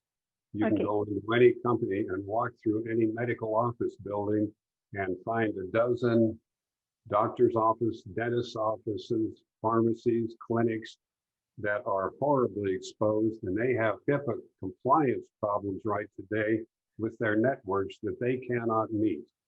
And so any one of those guys, you could walk in their front door with a gateway and say, I'm going to sell you this gateway for $85. We plug it into your router, then you go online and give us a credit card number, and your entire network now disappears from the open internet. So the small business and the smart home are our initial targets. Okay, got it. Well, I think this ends our Q&A session, but thank you both. Thank you, Mark, and thank you, George, for the participation and for answering all the questions in detail. And hopefully, if there are more questions coming in, then everyone can approach you personally during or after the conference. Thank you very much. Thank you. Yes. So thank you and congratulations. Next company that we have presenting is the SIT Research, a game-changing treatment of osteoporosis and further chronic diseases. Hello, everybody. I'm delighted to present our exciting life science venture. It is about accessible personalized medicine for osteoporosis. My name is Carlson. I'm an educated engineer and CEO of Sachdem GmbH based in Hamburg, Germany. The condition osteoporosis represents an unmet medical need and a socio-economic problem. More than 50 million Americans and more than 6 million Germans are affected. 1 out of 3 women and 1 out of 5 men over 50 will experience an osteoporotic fracture. This market is waiting for patient-centric innovations. Let's highlight a few challenges and opportunities. The market is a pure player of pharmaceuticals with significant side effects, with hefty prices. Patients do not profit from technical and digital innovations. Fracture prevention is neglected, extensive undertreatment observed. What other treatment options are out there? Could electromagnetic fields, having demonstrated efficacy for bone healing after fractures, be an osteoporosis therapy option? Patients over 50 years and digitized are willing to invest in their quality of life. Physicians ask how prevention can be turned into business. Empowerment via apps, wearables, and algorithms is possible. And finally, fast tracks for regulatory approval and early revenues are available, at least here in Germany. Our USP are our bench-to-bedside competencies. I try to briefly illustrate these competencies in the following slides. Research is conducted in our and in research partners' labs, with custom-built laboratory tools and advanced cell models. Screening for effective EMF therapy parameters, aiming for personalized medicine. The medical device development can be characterized as a fusion of medtech and e-health, therapeutics and sensors. Our functional applicator prototype is illustrated in the picture to the left. Future applicators can be used standalone or integrated in orthesis, for example, for wrist or for hips or the spine, as depicted in the middle. Patients will be supported via disease-specific apps. In order to demonstrate efficacy, the patient journeys need to be understood. Digital patient journeys today become almost study protocols. Daily sensor measurements, responses to questionnaires, and some offline analytics are collected, analyzed, and most importantly, used to adjust treatment parameters. The addressable market for osteoporosis is huge. Here in Germany, estimated to be at €2 billion, in the US, much bigger at over $10 billion. Based on a better understanding of mechanisms, we expect further EMF therapy candidates. This slide highlights our different to-dos in the next 5 years. Sorry, this is full. So was our workload over the last 10 years. One key message here, we work on a platform which enables us to tackle various applications. We started with osteoporosis, and this project will serve as a blueprint for other indications. Competition is big pharma and big biotech. Side effects of current medication require detours. Patients naturally seek alternatives. Current medication is not accessible for all patients. Undertreatment has been assessed for elderly women. Limited care capacity or high prices might play a role. These factors could drive the acceptance of alternative effective therapies and new models of remote care. Our financial plan targets profits beginning in 2025. Assumptions are prescribed app revenues precede therapy revenues, a certain conversion rate of app users turning therapy users, prices of €1 per day for osteoporosis, 10% profit margin, and 3 therapy applications targeted until 2027. Our internal team is supported by long-standing, trusted, and truly interested research partners. Technical and clinical partnerships are currently in development. Let me conclude. The multi-billion osteoporosis prevention market is waiting to be explored. Accessible personalized medicine is possible. Our position in the e-health landscape inside. Our competencies, team, partnerships, tools built, and results achieved in the last 10 years with over 10 million euro invested, we consider a strong competitive advantage. Patients and doctors are waiting. With a price of €1 per day, we aim to reach many people. Revenues and profits and a scalable solution platform secure a crisp business case. We would like to welcome you on board for our meaningful journey.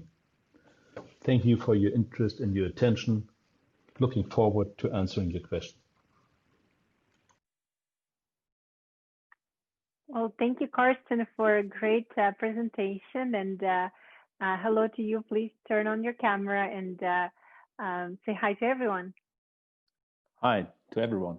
Thanks, Olga, for the excellent format, and thanks for the opportunity to be here. Well, we're glad to have you with us. So let's jump right into the Q&A. Could you expand a little bit and tell us about your fundraising goals and what will this money go towards? Yeah, we've spent 10.5 million euro, and we try to raise the same amount now in our third round.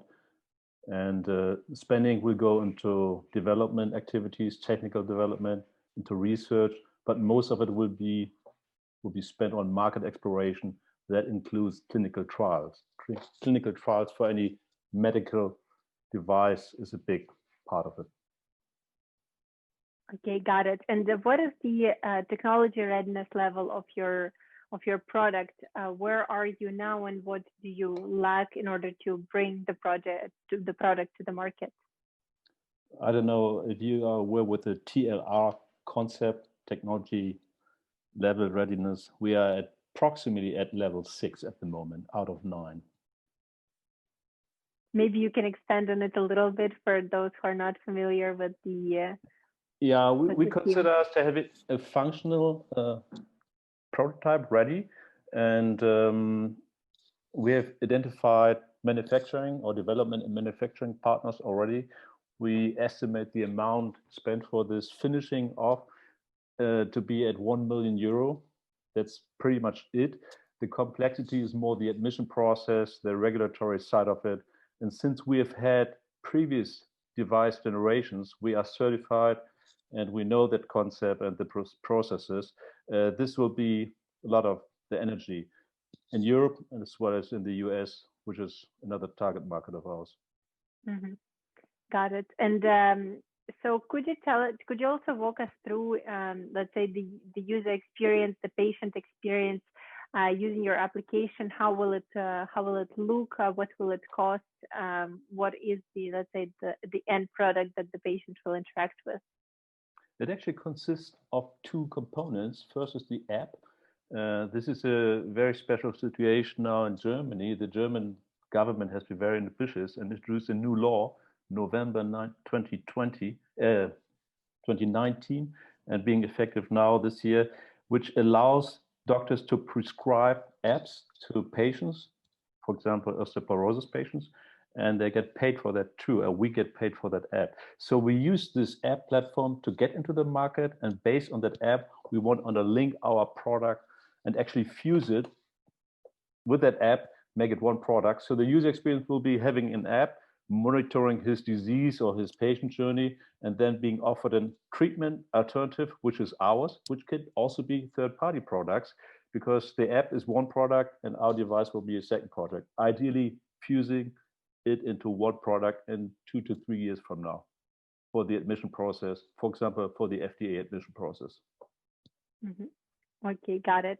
And you're mentioning that your target markets for now are Germany and eventually the US. How will you, let's say, mitigate the different legislation and the barriers to enter to international markets when it comes down to such a specific product? We don't see that much of a difference between Europe. Germany is part of Europe. It's one legislation actually. And the US, the admission process is similar. Especially for the US, we've seen electromagnetic field devices there for many years in the bone healing domain. So they are familiar with this kind of technology that should reduce any barriers there. For Germany, it's a bit different. Competitors have tried to get into the first health market. That means being paid by the statutory health system. This is our first so-called first health market. We try to get in there. So prescription will be one revenue path, and the other one will be the free market. Consumers, not even patients, can buy it. And this is what we see more relevant for the US. But basically, it's a pay-per-use concept. That's a key element. €1 for €1 per treatment or per day for osteoporosis. And the device actually shall be produced at a very low cost, and this will not be a significant part of the cost. And actually, a follow-up question to that: do you plan to further expand in other regions, in Asia, for example? Actually, we're looking at all industrialized, what was called Western societies, especially Japan is a very old society, the oldest actually in the world. We see that clearly as a target market as well. We'll start in Europe, in Germany especially, with this app initiative, which really is an excellent tailwind for us. Then probably go to the US because we have had talks to industrial giants who are interested in this topic as well. And then Japan, and then from there to China probably will be the route to take. Mm-hmm. Okay, got it. And I mean, is your technology patented? And if not, how do you plan to protect your products and your technology moving forward? That's a very good question. We haven't got any patents yet. We have patent drafts, but we have a big freedom to operate. There's so many patents out there regarding the electromagnetic field technology. We have to be very careful. So we want to be very safe and very sure, and then we submit a patent. So far, we have 2 patent drafts, one from a technical perspective and one from a very specific disease perspective. But with this next round, we'll probably go into that field. So far, we haven't spent any money on the IP protection yet. It also depends on our research results, which is an ongoing process. And this next year will be very exciting because we have delivered 2 lab systems out to Paris and to Tübingen here in Germany. I want to see the results of those experiments too, which will be within the next year. Well, going further into spending your funds, you mentioned that you also want to unroll this product, let's say, freely to the market, so an average consumer can purchase it. What is your marketing strategy in that regard, and do you plan to invest in the marketing in the years to come?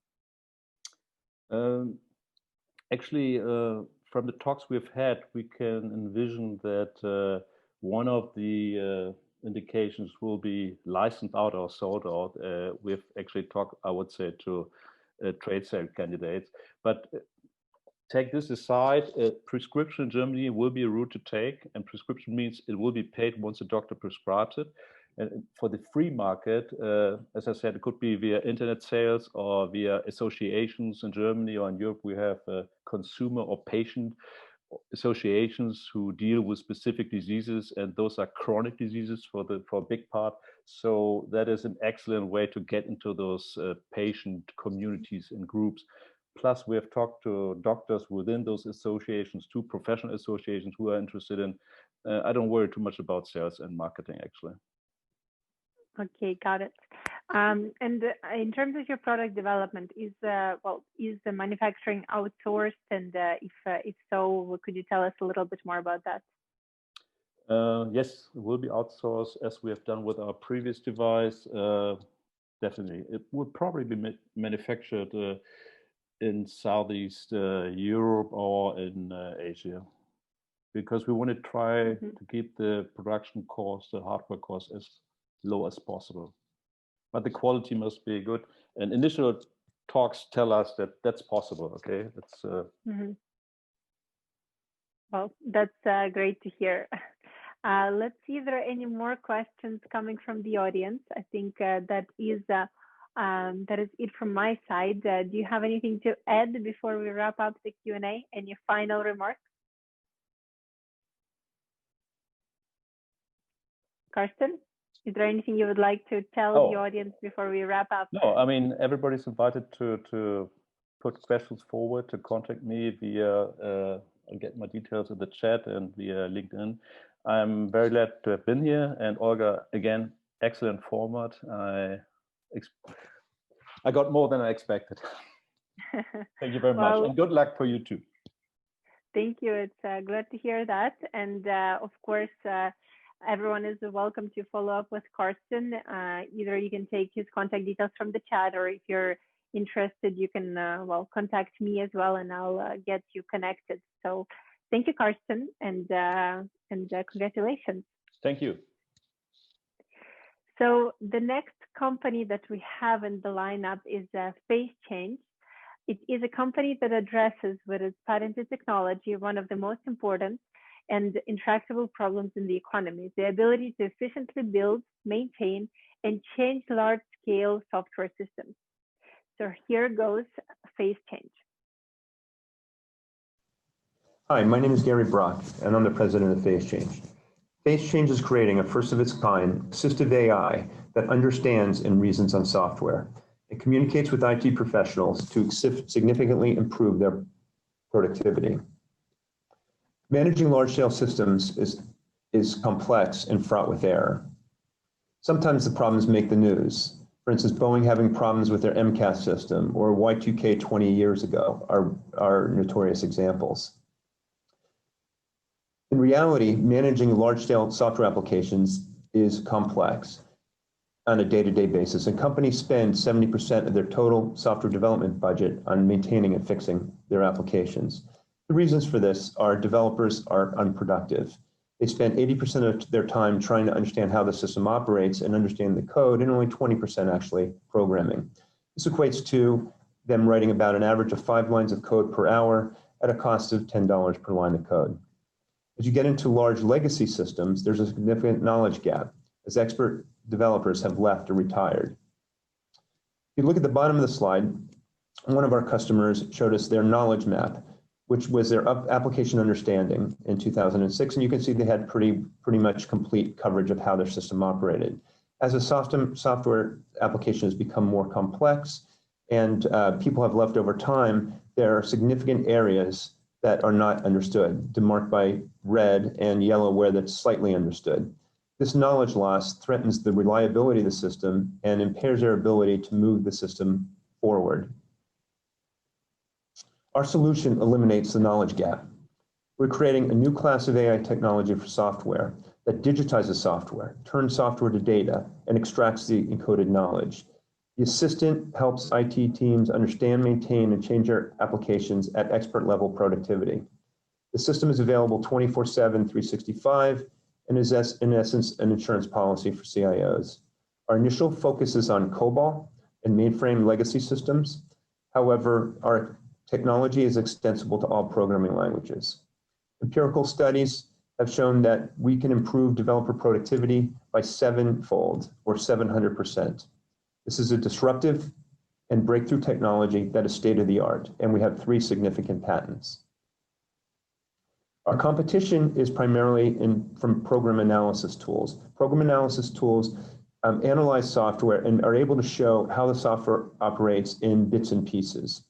Our technology provides cognitive automation. It automates tasks to be able to do this, as well as full program understanding, and acts like an expert for a coworker. And we're the only product that does this. You can see at the bottom that a senior architect at DTCC said no one else in the market has anything like this. Our market size, our total addressable market, is $4.6 billion per year in annual recurring revenue. We estimate that because there are 2,300 firms running COBOL, and they have on average about 108 million lines of code. At 2 cents a line of code equates to about $2 million per customer. So we get to $4.6 billion, again, as an addressable market just for the COBOL marketplace, not including any other programming languages. Our technology is currently in beta with 3 large financial services organizations, including the Depository Trust Clearing Corporation, who paid for a proof of concept earlier. Our first customer shipment is in April 2021. We expect at first for the systems that we sell to be smaller in size as customers try this. And so the average sales price in our model is $250,000 to begin with, but then it scales up as customers increase the scale of coverage of their software as well as the number of users using the system. We expect to attain profitability by 2022. We're initially selling our product directly to these financial services organizations using DTCC as in a relationship with them in the financial services industry. But we are also currently working on building and scaling sales channels, which include service providers, software providers, and system integrators in the COBOL space. Our financial plans assumes that we will generate revenue, again, annual recurring revenue of $2.7 million in 2021, growing to $42.9 million in 2023. So there's a significant ramp up. We go from losing money in 2021 to an EBITDA of $14.9 million in 2023. Again, our assumptions are it's a subscription model. Folks are going to buy a small size at first, ramping to a larger size of 2 million on average. And we will be generating revenue from additional programming lines starting in a small way in 2023. We have a strong management team, a technical team. Our management team is led by Steve Bukovalis, who is a visionary with deep expertise in logic, math, and artificial intelligence. He has founded and sold this software services firm, so he has a entrepreneurial slant as well as he's managed AI and advanced technology at 2 large financial services firms. My name is Gary Brock again. I've been an entrepreneur in the software industry, in the storage and fintech industries, and have started and sold 4 companies to date. Steve Brothers is our CEO.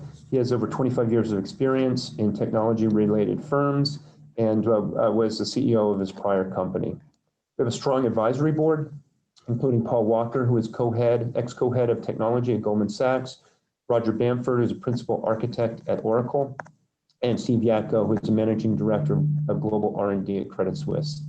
We also have a very strong technical team, including PhDs in AI and logic.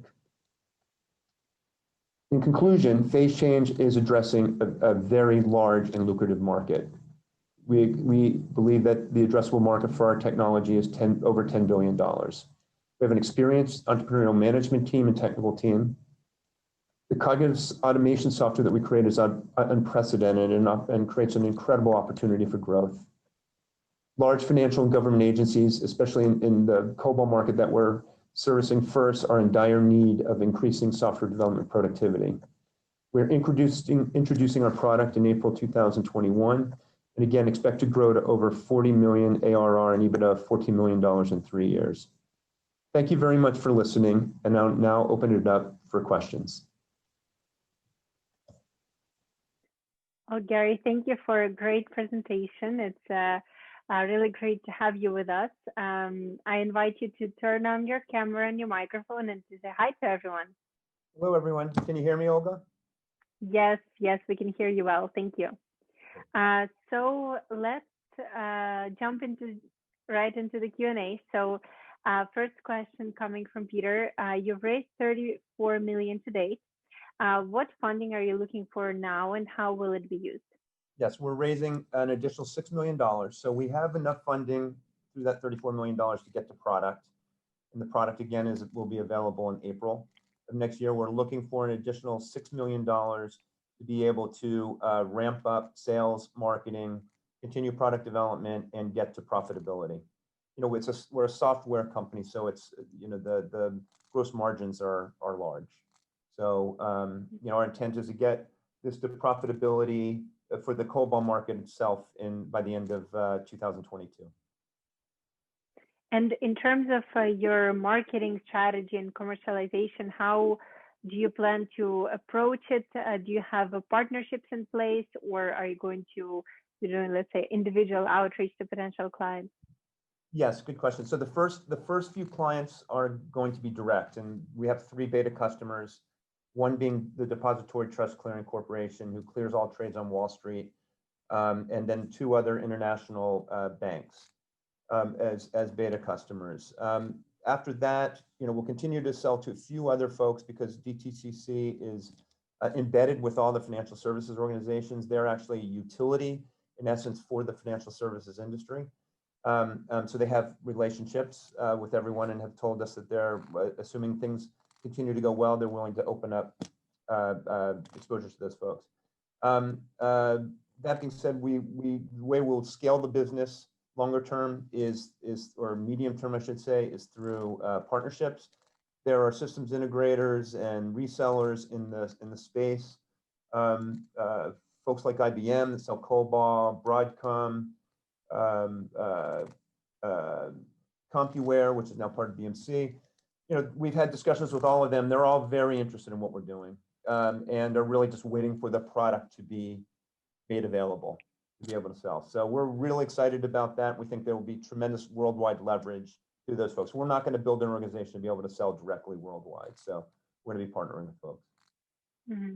Got it. Next question that we have is, what is your MRR and burn rate? So our burn rate, it will be about $400K a month. And the MRR? MRR, I'm not familiar with what do you mean? Annual recurring? Abdul, maybe, yeah, Abdul, maybe you can explain a little bit more your question so we can pick it up in a second. In the meantime, let's answer another question coming from Peter. In addition to this product, do you have any additional products in your R&D pipeline? Yes, I mean, this is just the very beginning. So for us, the way we think about the world is there are 2 axes. The first axis is programming language. And so we're focusing initially on COBOL, but there's Java. There are many, many other programming languages. There are about 30 programming languages that have been used in the world that have enough critical mass for us to be interested in. And some of them are very similar to and easy to do relative to you doing another one. Some of them are a little more difficult, but fundamentally our technology is extensible to any of these programming languages. So that's one axis. The other axis is cognitive capabilities. We're initially focusing on the ability to help people find bugs and isolate code. That's just step 1. We can help people do tracing of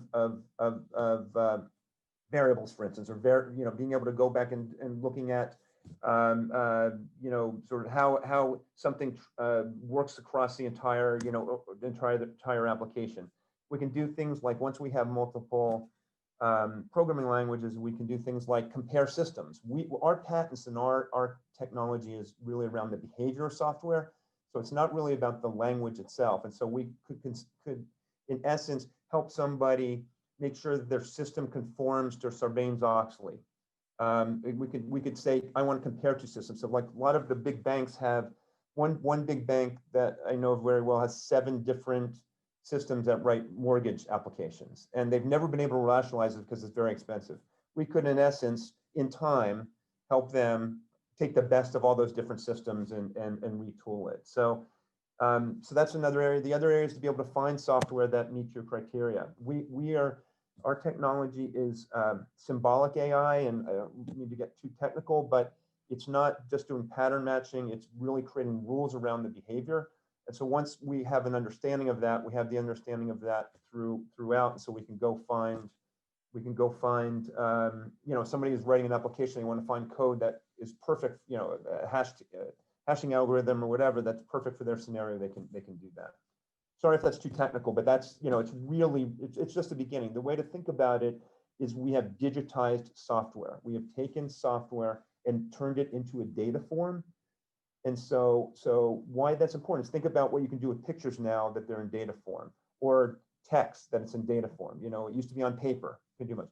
Now that software is in data form, you'll get commensurate productivity gains because you'll be able to analyze that just like you analyze anything else now. And so we're applying AI to the new data form. Great. Well, thank you. We have an answer to our previous question, MRR, monthly recurring revenue. Could you tell us a little bit about your monthly revenues and the costs associated with it? Yeah, so right now, we are pre-revenue, so we don't have any revenue. Our customer we had one paid one customer who paid for a proof of concept along the way, but we will be starting to generate revenue in Q2 of next year. So right after, beginning of April when the product comes live. So there'll be a gap initially, but we expect that gap to close and for us to be at break even again at the end of 2022. So this $6 million gives us the ability to work through that time period from April in the following year. Another follow-up question. I think you did mention partnerships as a way for you to expand internationally. What other strategies do you envision to grow and scale globally? Sure. So we can embed our system inside other systems that are currently there. Again, we're making software into a data form, and so there are many different applications that can use that to better their systems. So cybersecurity is a perfect example. We've talked to a cybersecurity firm that is interested in being able to look and see if somebody has changed the software. If an application has changed the software. Just as one example, we have a record of that software. We have an understanding of exactly how that software behaves. And if that software behaves in a different way at any point in time, we can make that available to that. Now, we're not going to be a cybersecurity company, but we can sell our embedded knowledge or a knowledge to that company to help them provide better services. So that's just one example.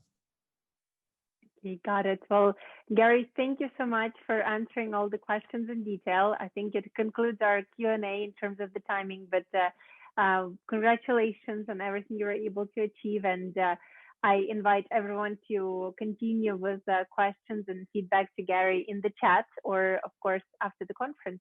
So thank you. Thanks, everyone. Take care. Thank you. So our next presenting company is WinQuest. It is an augmented reality data collection platform designed to offer rewards-based systems through the introduction of a mobile gaming application. So everyone, welcome WinQuest app. Hello, my name is Chris Faraguna. I am the founder of WinQuest Incorporated and the WinQuest augmented reality treasure hunting app. I came up with this idea about 3 years ago, and I then contracted with Sweet Cherry Tech, which is an awesome software development team in Manhattan, New York. And it took us from design, concept, blueprints to beta about 2.5 years to complete this app so that now it's working very good, and it can work anywhere in the world where there's a zip code. So let me show you the UX, UI, user experience, user interface of the app. When a user comes in, they pick their favorite brands, and they're encouraged to pick their favorite brands when they register because we let them know that we will try to find them discounts for the things that they like, and or notify them when we have a merchant affiliate coupon on the things they like.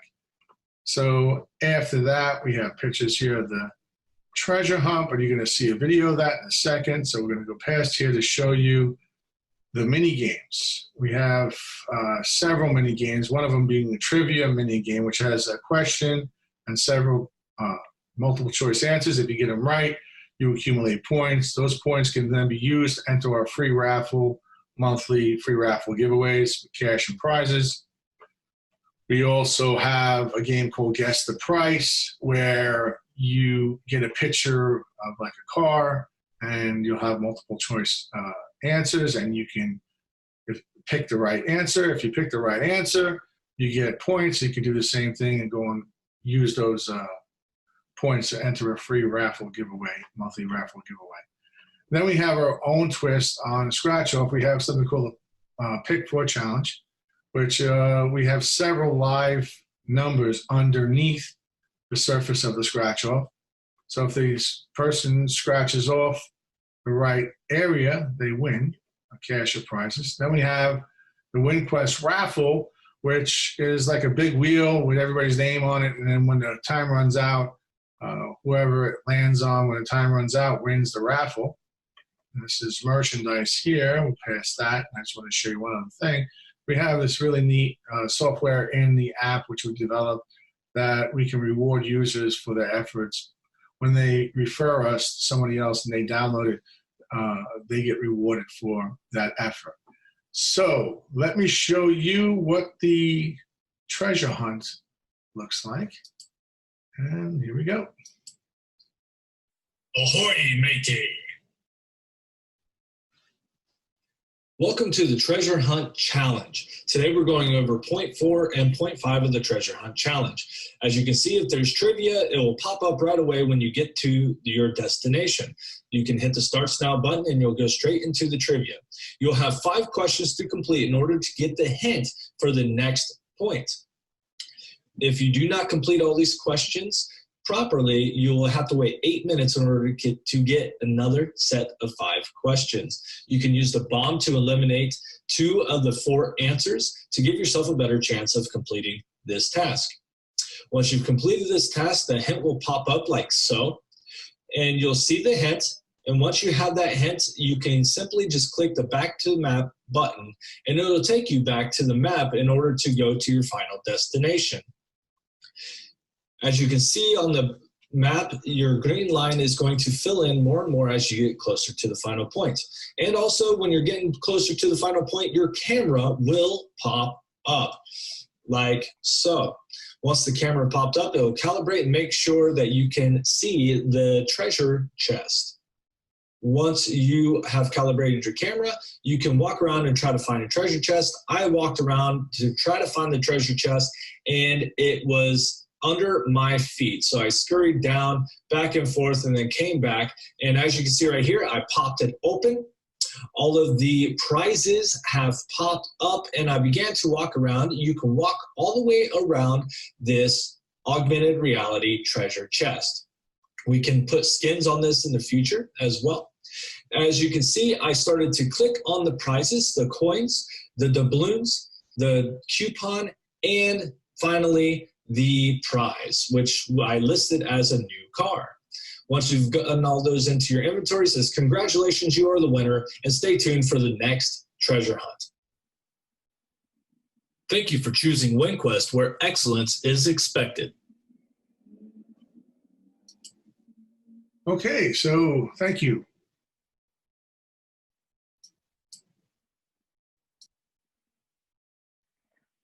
Well, thanks WinQuest for a great demo of your platform. I invite you guys to turn on your camera and your microphone and to say hello, everyone, before we move into the Q&A.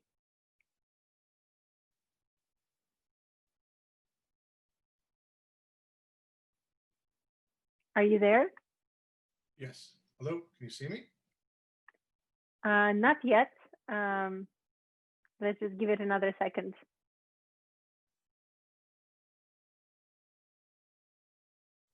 Can you try to speaking again so maybe we can yes. see you? Hello, how are you? Yes, can you see me? Not yet, unfortunately. Sorry about that. But let's maybe start with the questions, and hopefully the camera will get connected. So you did walk us through your technology and through the user experience, which is really great. Maybe you can tell us a little bit more and walk us through, let's say, the business journey now, and what is the funding that you're seeking now, first of all, and where are you now in your development journey? Okay, so we're looking for $1 million right now with convertible notes, and we basically have this in beta. It's working, and we can demonstrate it anywhere. That basically has a zip code. Obviously, in other countries, I have to change it into different languages and do some work to do that. But in North America, I can do demonstrations right now.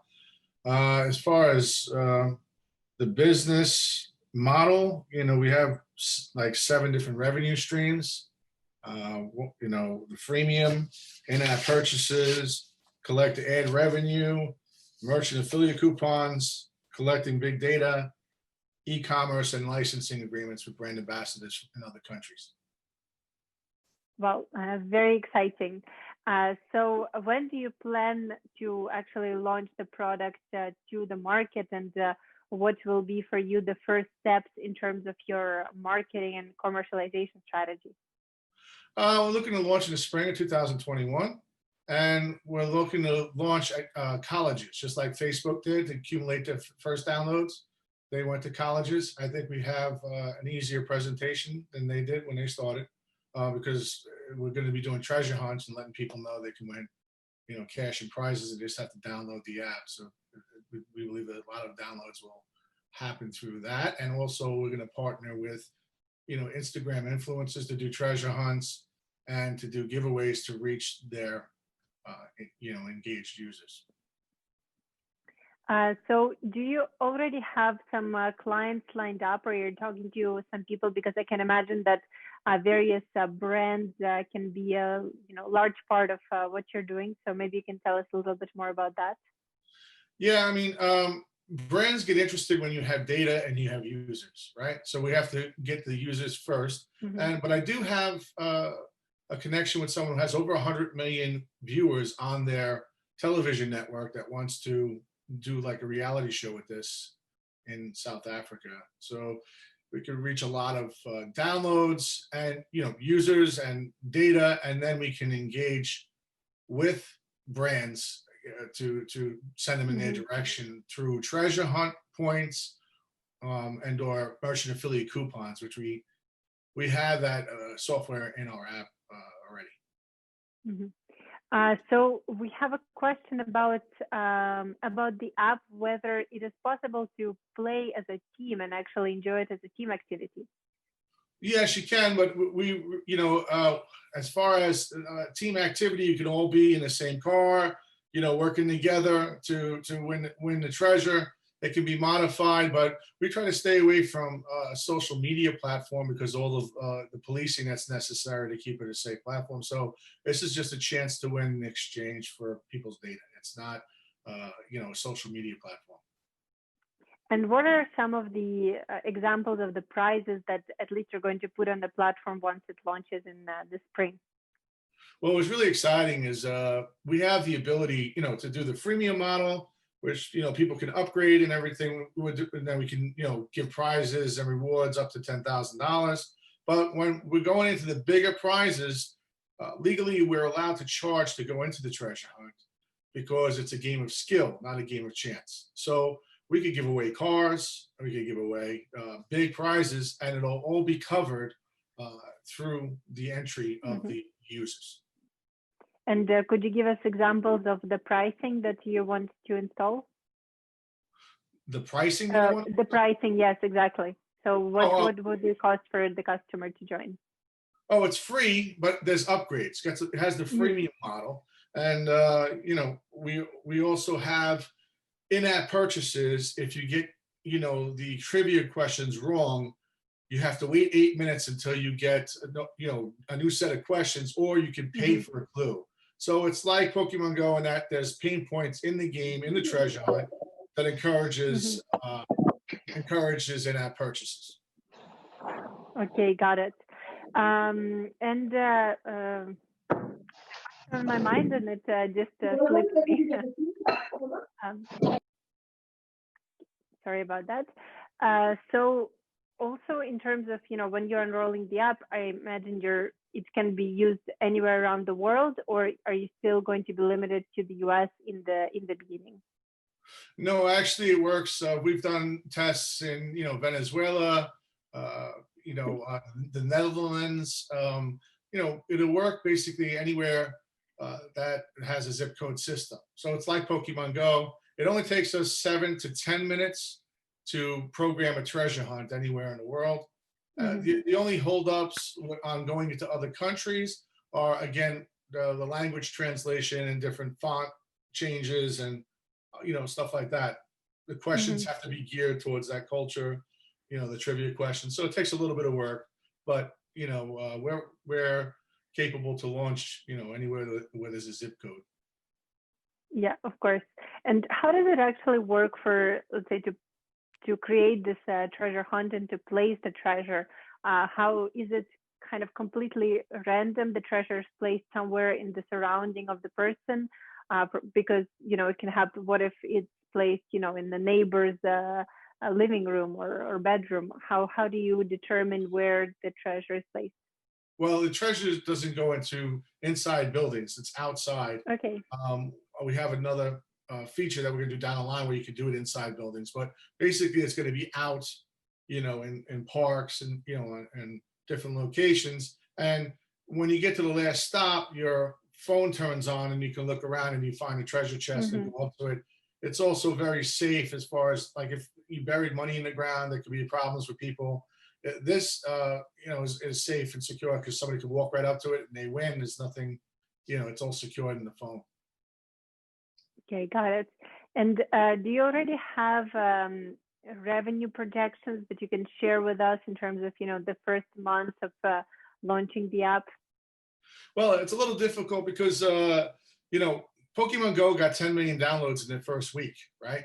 So if we get 100,000 downloads at, you know, someone invests $1 million, we have a break-even analysis. They're getting their money back, you know, within a year on investment. But it all depends how viral things go. My concern is more, you know, figuring out how to, you know, control how many downloads come in, because we have this gentleman that's got this television program. We could get millions of downloads, and like the same thing as Pokemon Go. We just have to make sure we you know, we have the whole grassroots operation able to handle 10 million, 20 million, 30 million, you know, users. Well, that sounds great, and congratulations, and very excited to see this app launch this spring. So if anyone has a question to Christopher, please do reach out to him either in the chat or afterwards. You can leave your contact details here. And well, thank you so much. Thank you for answering all the questions and for being here with us. Okay, bye-bye. Yes, bye-bye. So we have come to almost an end of our conference. We have one last company that's going to present right now, and I'm glad to share with you Nanolucent Technologies, AI-based rapid cancer diagnosis. Introducing Nanolucent Technologies. Good day, everybody, and thank you all for taking the time to listen to the exciting Nanolucent story. My name is Tony Humble, and I'm a co-founder and CEO of Nanolucent Technologies. My co-presenter today is Maxime Batalin, CEO of Lucenti, and also one of the 4 co-founders of Nanolucent shown here. This presentation is to introduce you to the key medical applications of Professor Ardigan Ozkan's breakthrough technology, which it is our intention to commercialize within 30 months. Nanolucent is a special purpose company formed to commercialize an innovative computational 3D imaging device and a cloud-based AI diagnostic platform for rapid and accurate detection of cancers. We expect to be profitable by the end of year 3, have a $1 billion valuation by the end of year 5, and a $4 billion valuation by the end of year 6. We will leverage the technology portfolio of Lucenti Inc., which was developed at UCLA by the Ozkan Research Group. Notably, ORG raised more than $20 million of funding from the National Institute of Health, Google, the National Science Foundation, the Howard Hughes Medical Institute, and the Gates Foundation. Our technology supports the detection and diagnosis of contaminants and fluids and infections in the body 20 times faster and at 1/20th the cost of conventional technologies. Our primary diagnostics application will be cervical cancer, and subsequent applications will be throat cancer and lung cancer. We expect to dominate these markets within 3 to 5 years. The Nanolucent value proposition consists of 5 main pillars. First is the exclusive application rights to a breakthrough technology platform, providing a clear path to ownership of the lucrative cervical cancer screening market and many more in the future. Second, a $1 billion valuation and exit opportunity by 2025. Third, the technology expands existing markets and creates new ones by providing instant feedback to physician and patient. Fourth, screening will be efficient, cost-effective, and accessible for all patients. Finally, cross-ownership with Lucenti reduces risk and increases value for investors.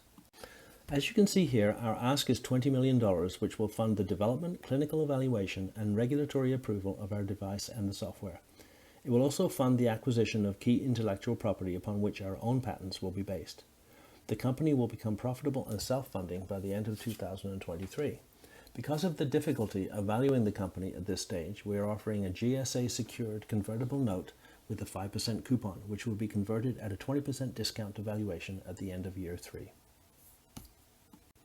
$390 million in cervical cancer screening revenues represents only 1.7% of the US addressable market of $22 billion, in which our technology will be seen as the most rapid, lowest cost product.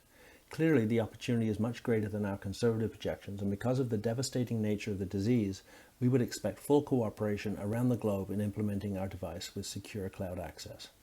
This slide shows a few statistics for you to ponder, illustrating the terrible toll currently taken by cervical cancer. Currently, off-site microscopy is the gold standard for cervical cancer screening. However, it's labor-intensive and subjective, with a very small percentage of cells actually cancerous in early-stage infection, leading to many false negatives. Where a potentially positive result is observed, the lab will frequently take it upon themselves to carry out and bill for additional tests and analysis to increase certainty, often leading to significant upcharges in order to reduce liability while increasing revenue. In the US alone, 50 million tests are carried out annually, a market which we could quickly dominate given sufficient funding. Maxime will go into the technology in more depth next, but I just wanted to show you here what the platform entails.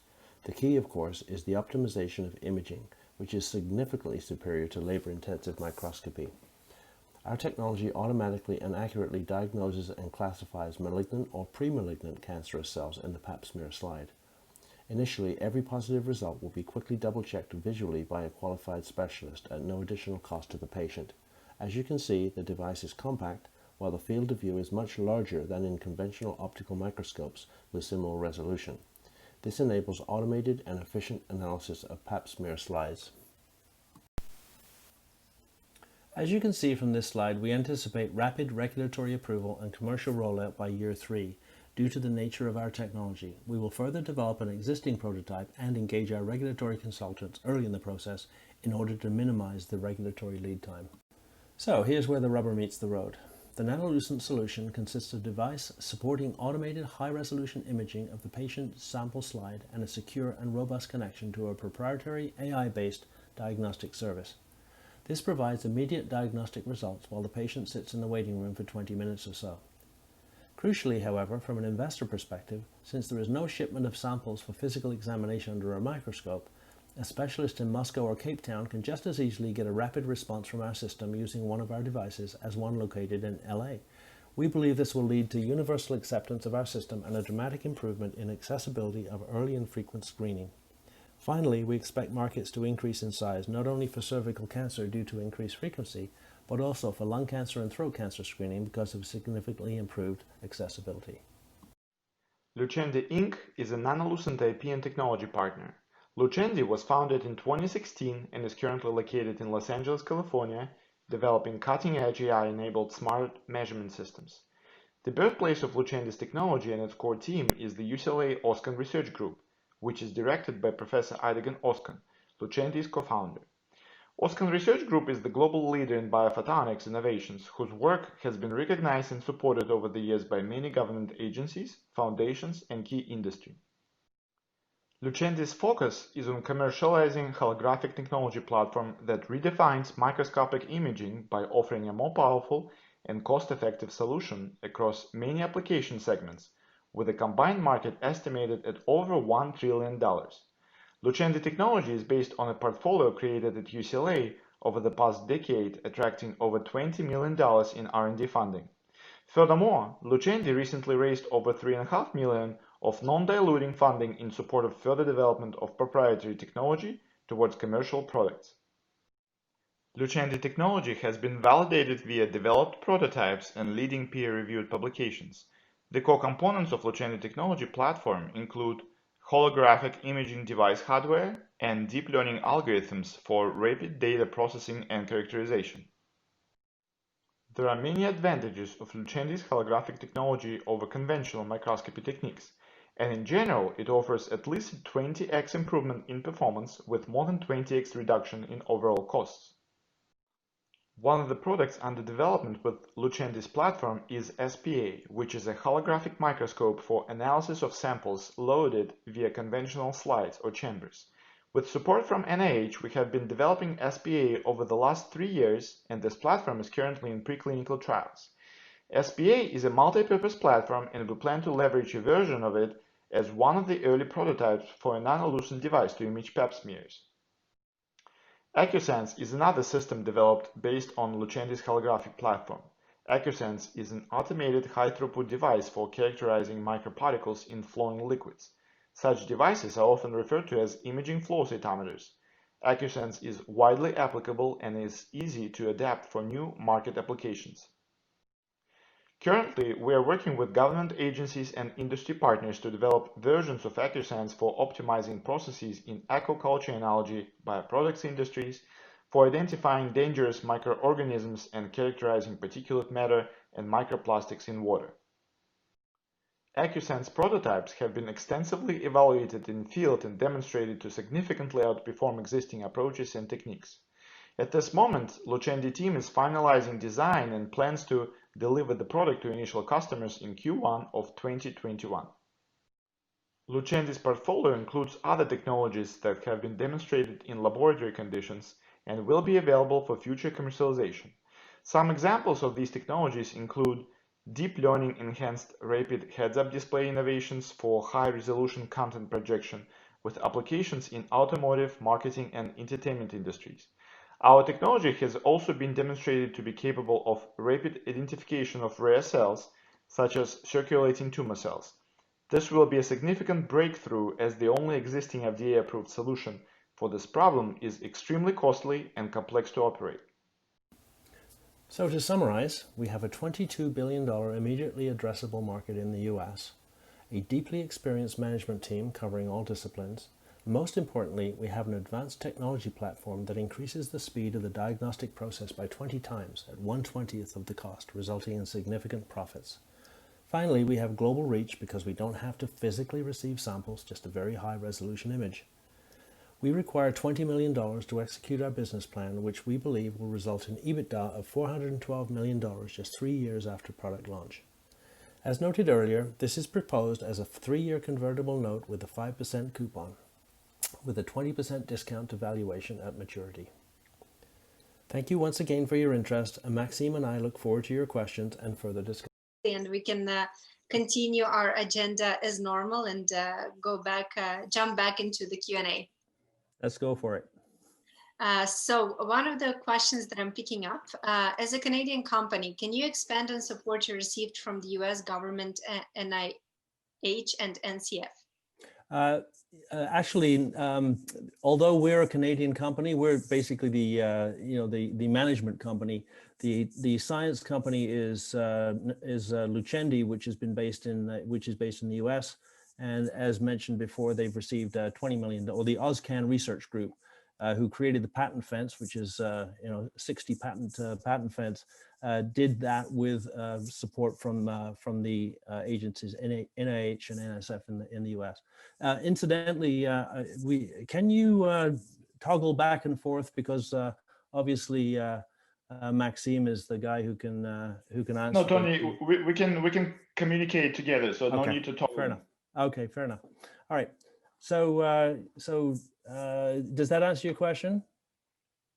That's it's Lucendi's founding company, OSCAN Research Group, that received the funding, the $20 million of funding. Yeah.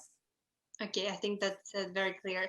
Another question that we have: do you target patients as well, or only specialists and doctors?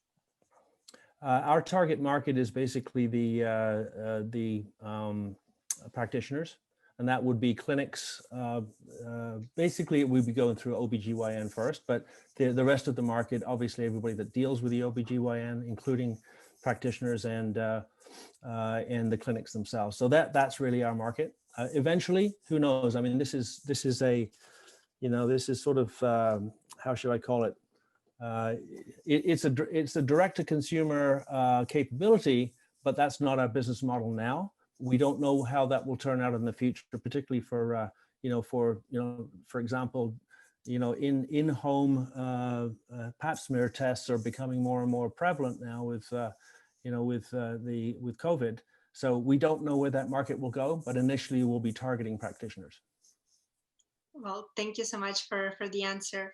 Could you also possibly walk us through the, let's say, the market and the competitive landscape? What other solutions do exist, or maybe do you know of other solutions emerging that could, potentially put you at risk?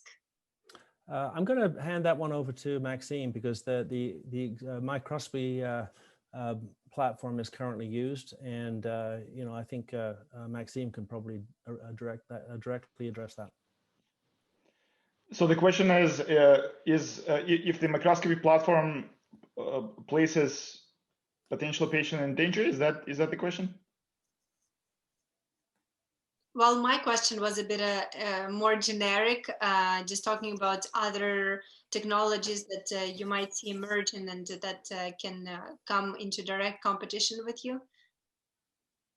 Oh, so what we have developed is a microscopy solution that is aimed specifically at analysis of these pathology slides at the OBGYN office or other family practice offices.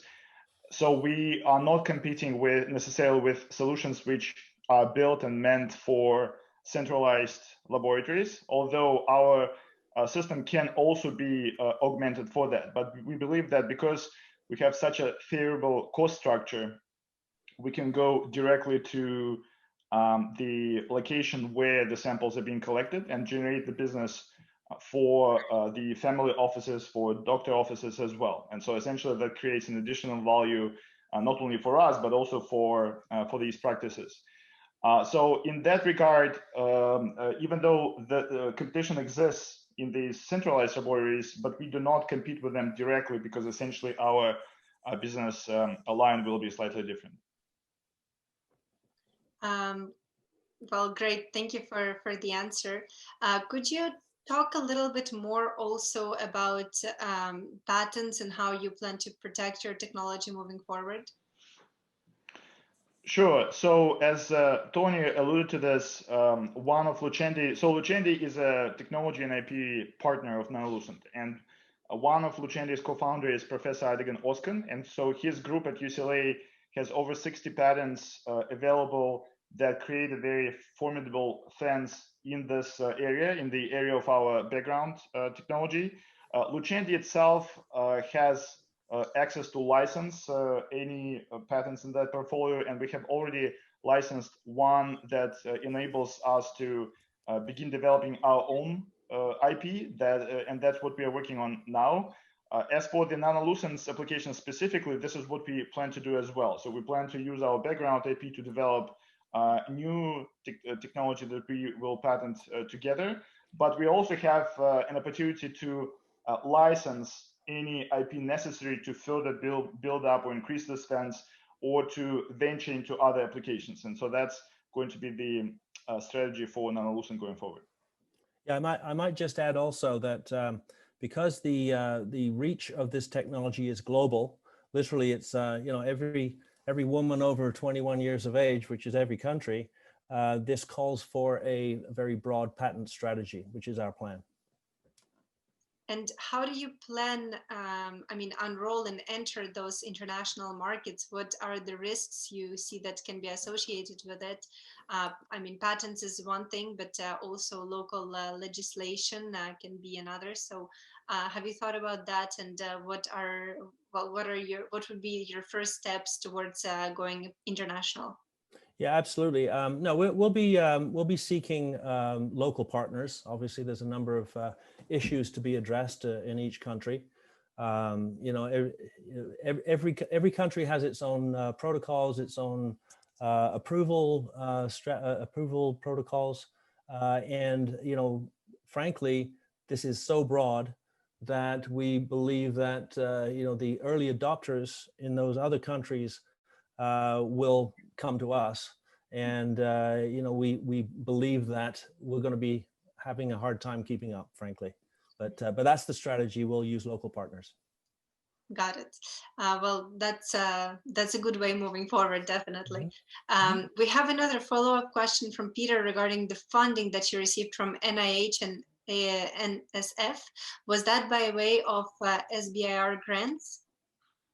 Yeah, so I actually did send him a response, but I'll repeat for everyone. So the funding that was raised to support the background technology and essentially a decade worth of R&D work at Professor Edgar Oskan's UCLA group.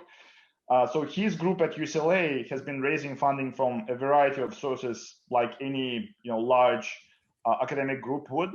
Another source of specifically our commercial technology funding was raised by Lucenti, by our company, and the sources of that line of funding was from SBIR. So Peter is correct, as well as we also have an industry partner who has provided non-diluting funding to augment our technology in what they see as an interesting opportunity for them. And so we will be co-developing that with them as well.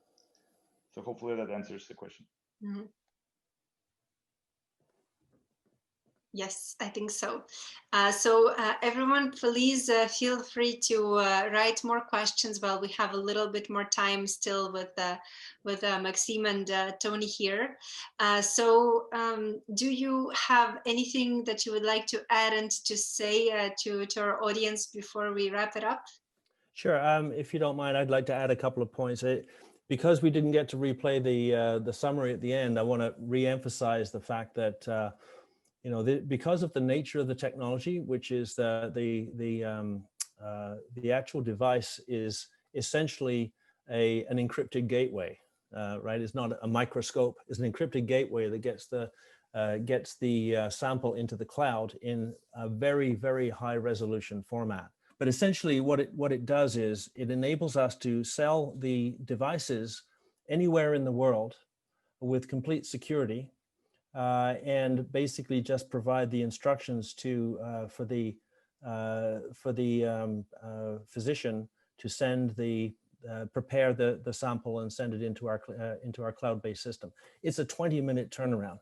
So this is almost like the Amazon of cervical cancer test screening, because it's basically push a button and get the response in 20 minutes, as opposed to the highly analog process that's in place right now, which is you send it off into the lab, and as long as 8 weeks later you can come back with huge upcharges because of because the lab is always looking for ways to make more money, particularly if the OBGYN is as well,